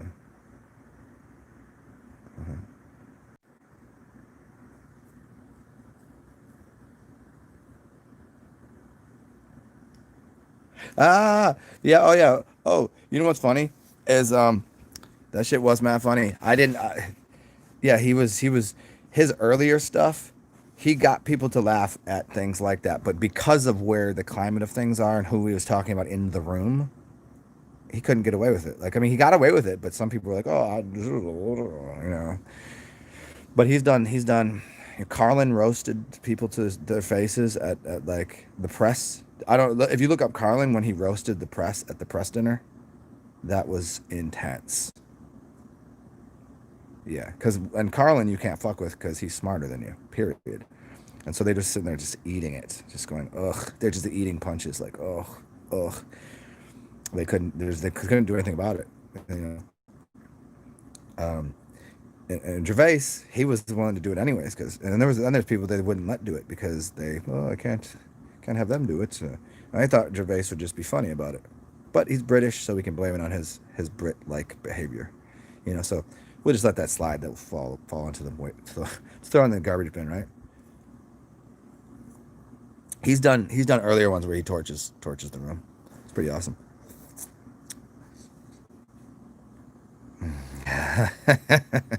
Well, here's the thing though. The real deep knowledge of all that is if you're in the club and you're tapped in, they don't kill each other. It's that's all a brotherhood. And they don't kill their brothers. And no matter what they tell you about all this shit, it's like if you go to a witch's house, like go to a warlock's house, go to a place and look at the front door. Skulls and bones and shit. They don't come in here. It looks like fucking scary. You go inside. Hi, would you like a cup of tea? Come sit down. Enjoy. You know, beautiful music. It smells good. And go to a witch's house. It's just like this. Always. Eclectic as fuck. Wonderful. Outside. And so that's what they tell you. So they're telling you to the audience being the regular people, and tell you how it works. Why? Because I'm not tapped into that. I mean, I know the information, but who's going to believe me anyways? Or maybe I am tapped. Maybe I am one of them, and they just allow me to do this because you're not going to believe me anyways. You know, just play that game with you guys. But what they do is they'll tell you that this person has they've sacrificed something. Well, but they're not killing someone. You have to understand this is what the whole magic of art and the magical art of using the real magic, not the fake shit, not the sleight of hand stuff, is you have to give something to get something. It's just an energy exchange system. It's just how the world works. Everyone's doing it anyways. You exchange energies. So you sacrifice something. Now, if everyone says sacrifice something, they think that means to put a goat or somebody and cut their head off and kill them or whatever. That's not what a sacrifice is. You give energy to get energy. And it could be something, you know, energetically, I could do a magic ritual, a spell, and put something into that. I could bury something. I could take something and burn it. That's part of the process. And so, but what they're doing is like when you see someone that they always do it according to certain dates and numbers and astrology and you know, but they're not actually. They're killing the character. There's plenty of people that everybody's so and so's done. You can. It's so obvious that they didn't die. It's so obvious that most of them get dressed up and come to their own funerals. That's something else. Their own funerals.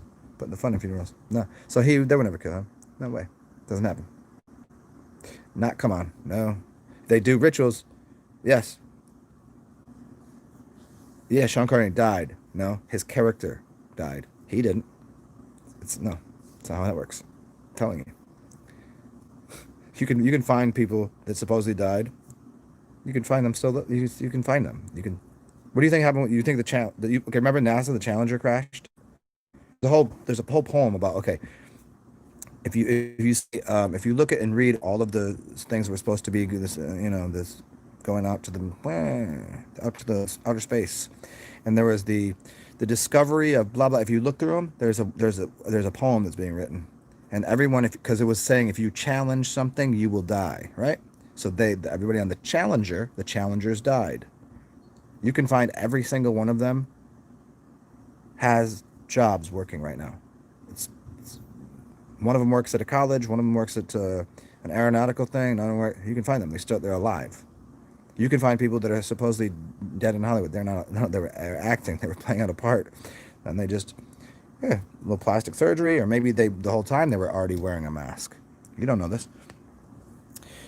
Or and then what do? Oh, they just go off to, you know how much more land we have than they tell you about? There's more land.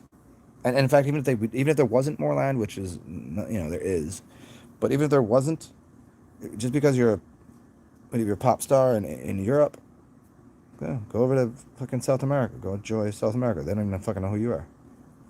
I don't give a fuck. Walk on the streets like nobody. Don't watch your stupid ass movies. You got American movies, everybody. No, nobody fucking cares. You don't think they got, man, they got all, they're either masks or they got ways of using certain, I mean, they always lie about how tall they are. They got different, putting things in their shoes, make them taller, shorter, whatever. They got, I mean, there's so many things. Facial surgeries. People get plastic surgery all the time just to look better. You don't think they get plastic surgery just to look different? Of course they do. I mean, how many people do you think are playing one role in Hollywood and something? No, there are people that you can guarantee are the same. It's not a twin. It's not a clone. It's the same person. They're just playing another role somewhere else. Plenty of people. But they just, you know how, you ever seen a chick? They have this standard look, but then you can highlight their eyebrows one way, use a different camera, put a different color hair, put a wig on, put a little lipstick. They totally different chick. They're all looking kind of alike, but then you just, it's the same chick. It happens all the time. They're not killing them. I guarantee it. No, here. There are people that have perverted the magic, and there are rituals, sacrifices done for people that don't understand what's happening. Like you can sacrifice a goat. We do sacrifice pigs and goats and cows and all sorts of things. And there are certainly, I'm sure, child and sacrifice. They're done, but not to the degree that we're told they are. We're not. They wouldn't popularize that. There are people. They're the weird ones, but you don't need to do any of those things to produce magic. And just because blood spilling, you don't need to cut someone's head open and kill them, and it's not required. There's other ways of getting a plasma, yeah, a life force energy. It's But here's the thing: if the witch puts the thing on the front door, don't come in this house. If they scare you, they fear you won't want to be part of that. So they maintain their energy and power and say, oh, you still fear. You still think that this is really happening. It's an act. It's a whole act. And did they tell you the whole the stage and did it? Yeah, because they're playing out acts and so many different things. It's scripts and acts and using gematria and astrological alignments and shit. Yeah, they're using all that certainly. But to the way that they're using psychological magic too, and that psychological magic is you believe it. If we watch the TV and we listen to the internet, like, how does that shit get leaked? And everybody's like, oh, we know this is what they do at Hollywood. I do it. Like, no, that's just to misdirect you. Now all of your energy is going into them. No one's going to do anything about it. This is the trick. All the crazy shit that's been going on. And remember, Trump is going to come in and fix everything, and he's going to. That was 4 years ago, right? And all these people like Hillary, if I become president, you'll be. No, they're on the same team. They're part of the same eagle. They're part of the same secret societies. They're not killing each other. They're putting on a show, just like in a boxing ring. Just like they're not fighting each. They're fighting each other, but not. It's for money. It's for a paycheck. You'll see them hang out with each other afterwards. Brotherhood. They got no ill will. That's how we make money. Make people believe whatever they want to believe, and then we'll extract their energy. And when you start believing what they're doing as an actual sacrifice, then they've extracted your energy. Now your focus is off of your magic, what you're doing, and you're giving them energy. That's how it works.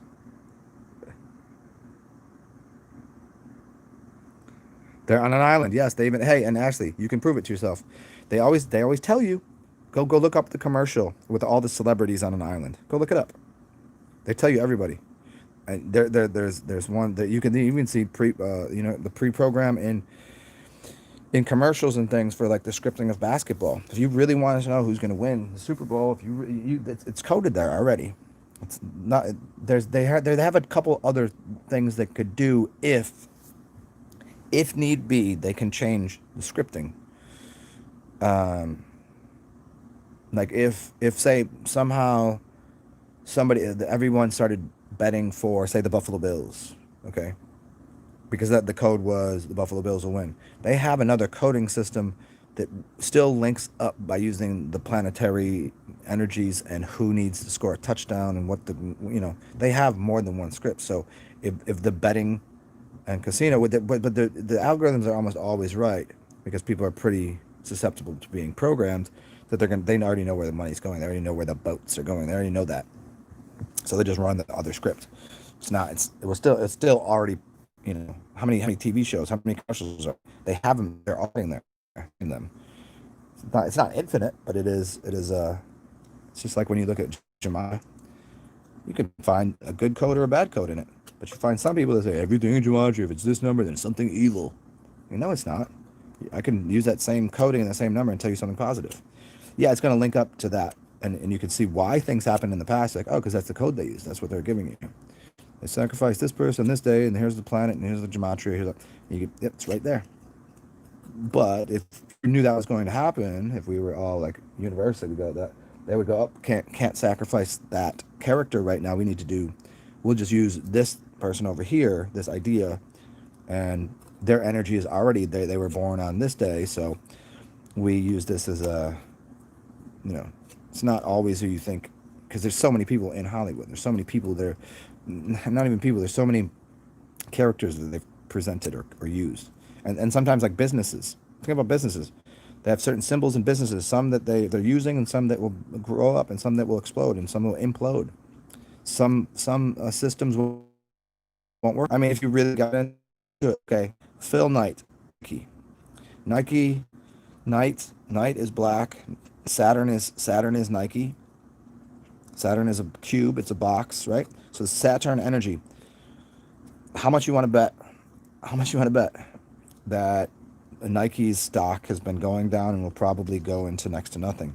There's a connection to why it's going to happen because of the whole thing with China thing, and it's going to happen because of the Saturnian Saturn energy is going in a different direction. I bet you the stock price has plummeted, and if it hasn't, it will.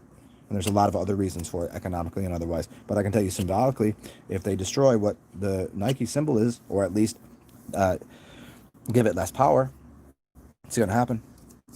I say it right here. But who's going to listen? Who's going to be like, this fucking, what, he's some sort of stock market guru? What the fuck does he know?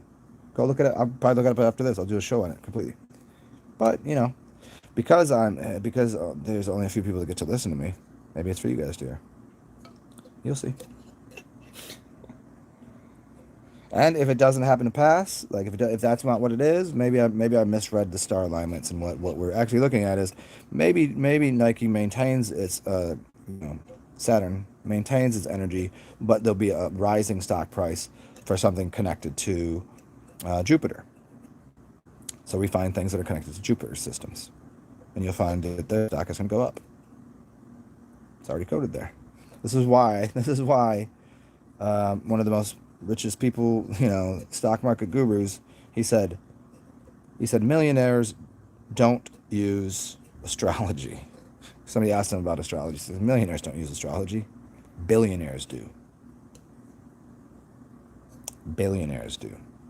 He straight up told everyone out loud that thinking everything is science, everything is business, going, no, astrology is. He told you, the smartest, most richest people, you think it's all fairy tale. He said, no, that's not what it is at all. You can be a millionaire anyway you want to be, not a billionaire. You better start using the stars. You'll know.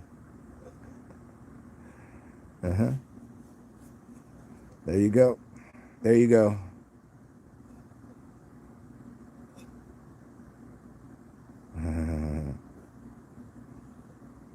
The conscious woke community. Isn't that great? Yeah, I'm telling you, people we done knew about the Starbucks and all that shit. I mean, look at who Bezos just sold 90% of his stock in Amazon. Why would anyone do that? What's happening? He's selling out of Amazon? I mean, I can tell you why. We can logically see why, and it's not too hard.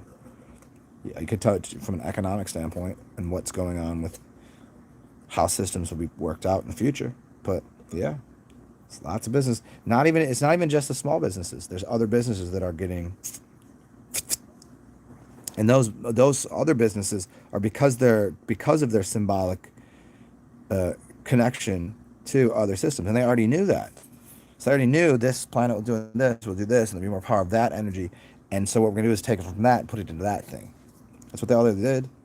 Watch where Bezos' money went. Watch all of these major dudes. It's always dudes, some chicks, whatever.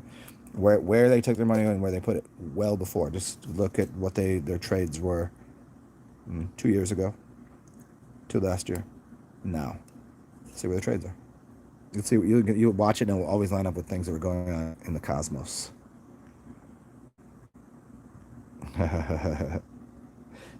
Hey Ashley, I would say that broke ass motherfuckers watch stars. Watch Hollywood, right? Watch the stars. Oh. When somebody gets hit in the face and they're like, ooh, they see all stars, and people that just, they're unconscious, right? You see stars, or like, people that are like starstruck. I don't know. I've only once in my life been starstruck, and it was when I was like 20, maybe. Because I played soccer at a pretty high level, and I'd met a professional soccer player that I knew. And I was like, no shit. And I was like, oh, and I could see how, like, oh, I couldn't figure. And now I could meet anybody that is any level of fame.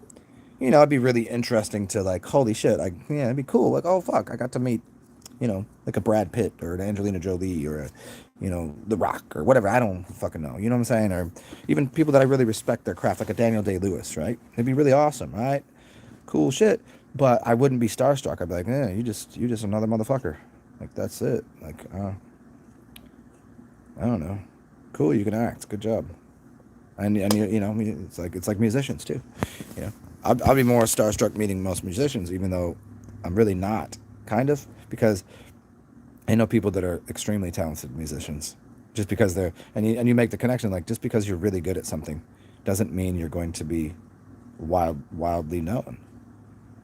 I know people very good at sports. In fact, I know people that should be in certain leagues and they're not for certain reasons. I know people that they're just playing at the park. But they could have played. But why don't they? Because, well, they're too comfortable in their hood, drinking their OE and smoking their weed and, being the best there is that probably could play anywhere. But, like, why would you want to sign up for the man's game? Fuck that, I remember people giving some people that play and one basketball shit. If you don't know what that is, basically it's like dudes that travel around the country putting on shows about how good they were, kind of like Harlem Globetrotters, but like for real. It's for real happening. They were that good. There'll be mistakes made and like whatever. It wasn't all an act. Nothing was rigged. It was just basically like, hey, come and play against these dudes and they'll whoop your ass and it'll be a game. And actually, one dude did make the league because he wanted to change it up. He just said, fuck it, I'll go to the league. And he did. Rafer Alston, skip to my loot. But there's people like that all over the place that could have went to the league. Then they're having more fun traveling the world, being on their own time, being their own, like, thing. That's the difference. Billionaires.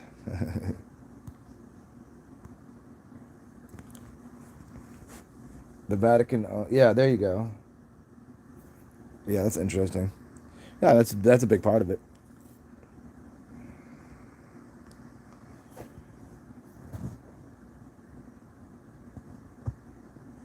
Yeah, there you go. Starstruck. There you go. Yeah, the sadness. Yeah, there you go. You've just actually you just put it together perfectly. I mean, you're still younger than me. You ain't old enough, little kid Ashley.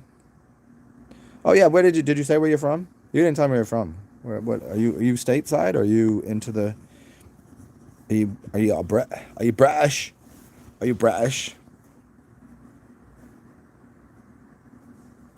Old enough. I'm old enough to wipe my own butt. I could wipe my own butt. Do I have Facebook? Do I look like the kind of person to fuck with Facebook? No.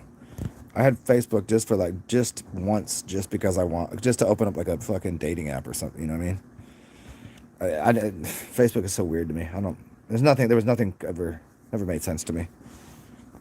But no, I mean, if you ever want to go to my Instagram, you can have my Instagram.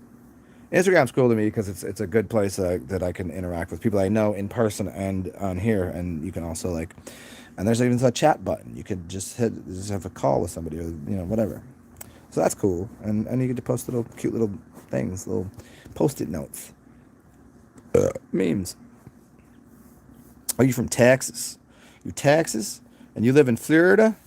Oh shit, Florida. What part? What part? I need to know this. How exactly? How what kind of trash are we talking about here? Are you talking about? Are you talking about Are you fancy? Are you like? Are you like Miami fancy? Are you Fort Lauderdale? Before that, I was old. Are you like? Hmm. You don't have Instagram. Well, I don't know what the fuck to tell you. See, you got Facebook, so yeah. There's you probably got. I mean, you probably complain about it too, but you have at least like the family relative thing that you kind of connect with. Yeah, I don't. I don't. I never liked it for that reason. I never needed it for that. Yeah. Yeah, the Instagram is cool because it's just it's easy. It's an easy portal for fun shit. Jump on there, see some cool memes, maybe learn something, and you know, post some cool shit and be funny. Interact with people. That's what I use it for mainly. Instagram's for losers. You call me a loser? He's saying Facebook is for losers. Instagram is for losers. You stay in the house, you hate people, and you live in Tampa. Tampa? I don't think I've been to Tampa. I've been to Tampa. That's on the Gulf side, right? Tampa's on the Gulf side. Let's see, Miami's at the tip, Fort Lauderdale's to the right, and you got Sarasota. You got Pensacola up there. On the side over there, I got Daytona. I got Daytona. Yeah, I've been through Florida. I don't know where everything is. I used to live on the border of Alabama and Florida. I used to live right there in Orange Beach. You stay in the house always? Do you hate people just as of this year? Did you always stay in the house? Have you always hated people? Do you go to the beach? You get a tan? Or you just stay inside and be like, oh, fucking people suck. Uh. Oh, nice. Nice, actually. Yeah, that's the way to go. Oh, it's from Orlando. Orlando's in the middle. Okay. Orlando's near like Lake Okeechobee, right?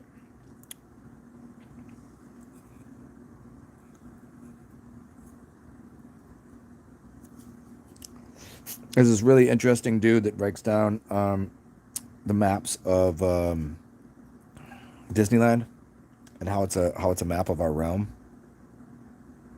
Walt Disney was heavy duty, head of the game. That dude was crazy ahead of the game.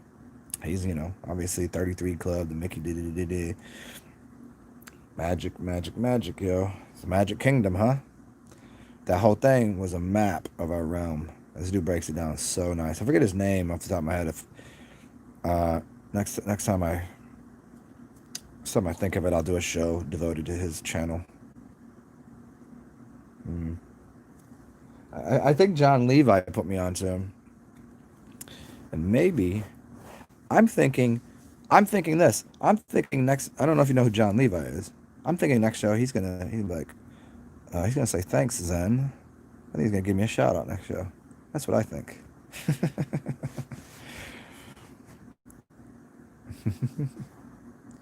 John Levi.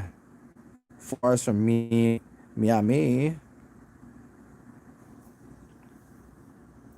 Miami. Yeah, I think he runs a little deeper than Freemasonry, though. Even I think he's a level above that.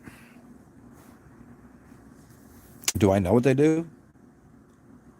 I don't know. Some of them probably do fucked up things, no doubt about it. But then again, we do have the some of them get their before birth they give them a sex change. Some go the other direction. Some choose to do it later in life. Some are magically manipulated by evil witches. Some are just actually lying about it because they've just told people to believe this, have this fear-based thing about it. There's all sorts of. What does he do? Jon, no H in there. He does stuff, a lot of stuff on the mud floody stuff, and really great presentation. But he's just funny to listen to because his whole delivery. Like if you think my voice is monotone, at least I have inflections and John Levi. I, he does really great research and he has the driest humor. I don't think I've ever heard him laugh in any of his things. He's and here we are again today. We're gonna take a little look at this. That's about it. We're gonna take a little look at this over here, and funny, awesome dude. And it's funny because most of you just see you hear him talking, and then one day you see him, and you're like, I did not expect you to look like that.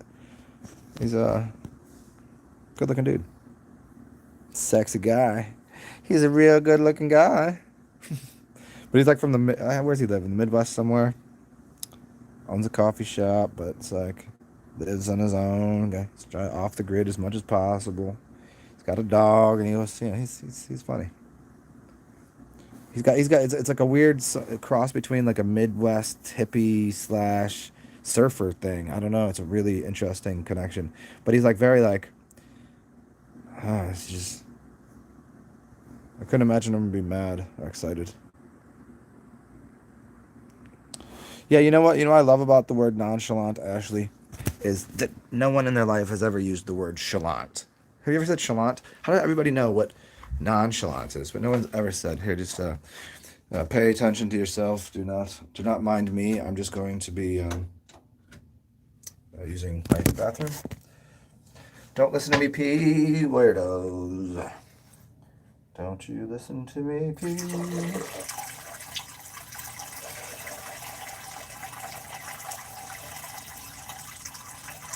What do you want for Christmas? I would like to listen to Zen piss into a toilet for like an hour straight. Okay, let's get that audio set up.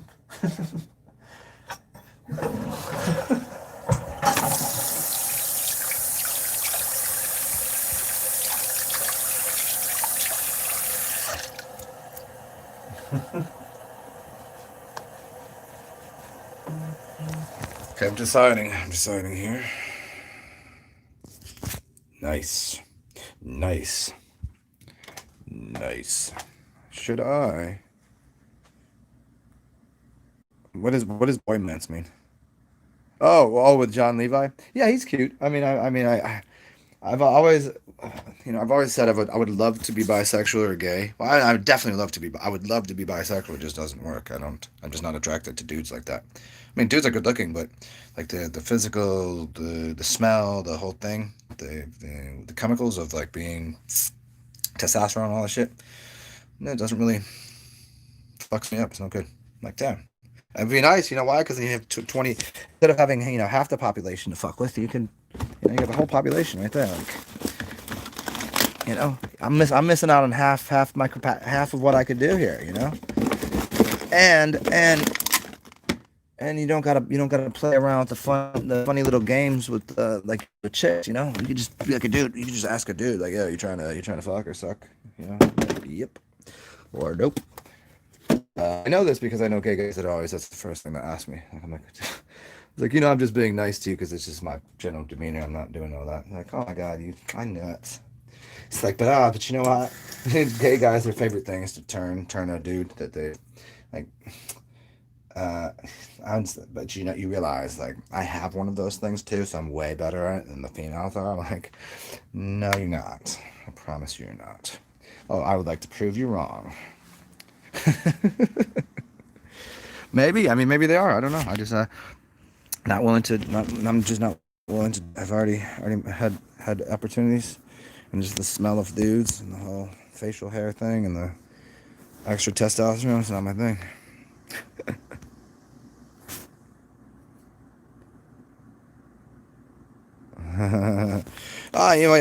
They just like went. It's just at the most inopportune times. Like sometimes it's just like, just shut the fuck up. Like just because I'm sitting here in silence doesn't mean I like a comfortable. I talk a lot, obviously. That's what I have to do on here. But I like silences. I like silence. Like if I what are you thinking about? Like I don't know. I can literally just like, what are you thinking about? I was like I wasn't thinking about anything. Hmm. Hmm. Like dude, just fucking ugh. Like I get it. They just want to be around. They just like whatever. They just like they want to be around you. Like I get it. Sometimes that separation of space. So just for a second, you know, you gotta disconnect for a second. Yep. Some women are sexy, but I love dick. Yeah, yeah. I mean, yeah. That came off. That came. Hey, that. But I love dick. That came off mad fucking Floridian. So you don't go out anymore. But I'm gonna need. Get over here, boy. I'm gonna need that dick. Yeah.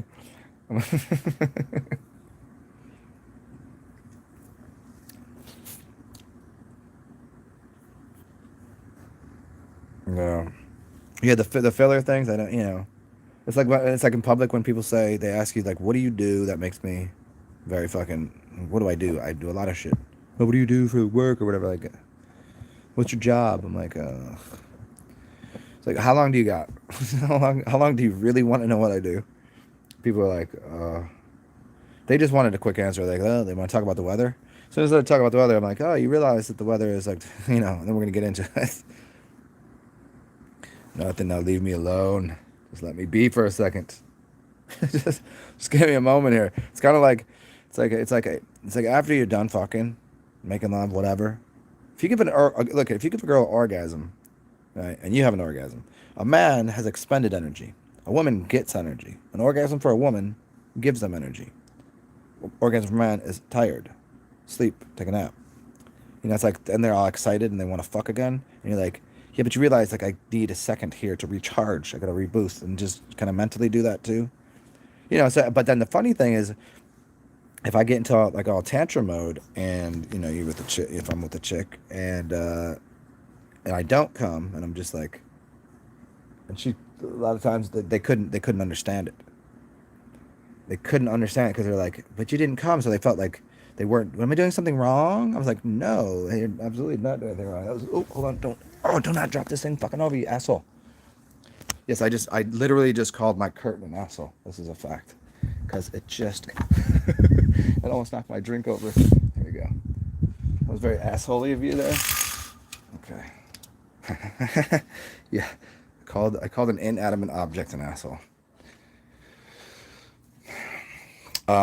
Yeah, but then you're doing this, the tangent thing, and they're like, okay, I was like, you had feel pleasured, right? And like, yeah, yeah. And I'm like, said, but what did I do wrong? And I was like, you didn't do anything wrong, but you didn't come. And I'm like, well, I didn't want to. That's why.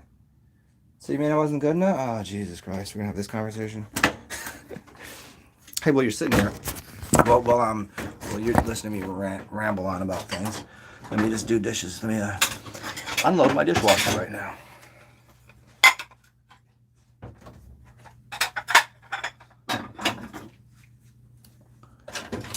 Hey Ashley, I wish you were my dishwasher because I'd really like to put a load in you. Oh, that's so funny.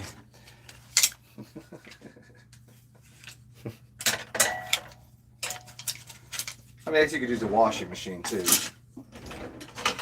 I guess it works either. That joke works either way. I don't know. I don't know which one's better. Maybe the washing machine joke is a little better.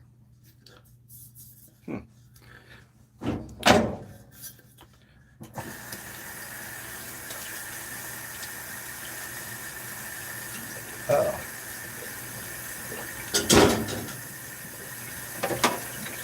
So I think maybe what I'll do here is this, Ashley. Let me just do my dishes and shit, and that will give me enough time. Okay, it's almost 11. This will work out. You like that? I just came up down the spot. Yeah. No, I'm sure. Yeah. Yeah, I mean, well, no. When it was when there's a couple chicks that were like on the same page because they understood. No, most of them don't know. They don't understand that. So check it out. Here's what I'll do. Let me let me put a load in the dishwasher. Just get my place cleaned up just a little bit, and then we'll get on the way to. I'll just end the show, and I'll come back on. And if you guys want to come back in a few minutes, um, I'll say I'll come back and give me 15 minutes. That way I can get everything in order. I can put my clothes on and get packed up for the day, and we'll go to the botanical gardens. What do you think? Because there's only like 4 people in here, and that way it also will refresh the feed. And people will maybe, hopefully, get a notification that I'm doing another show. So, gentle. Oh, okay. We're having that kind of okay. Yeah. uh, maybe okay. At the beginning of next show, we'll do that. That will be the beginning of the show, just so everybody's like, what the fuck is going on here? So yeah, let me get myself in order. So come back in like 15 minutes. So what time is it? Let's come back here. It's 10:51 here. So come back at 11:11. We'll do it right there because everybody loves that kind of shit. Come back at 11:11, and we'll do a show. And I'll talk to you guys then. Hope you had fun. And everybody else already knows what the deal is. Donations are highly accepted, and very thankful for them. Appreciative. So see you in a little bit. Bye, bitches. See you in a little bit.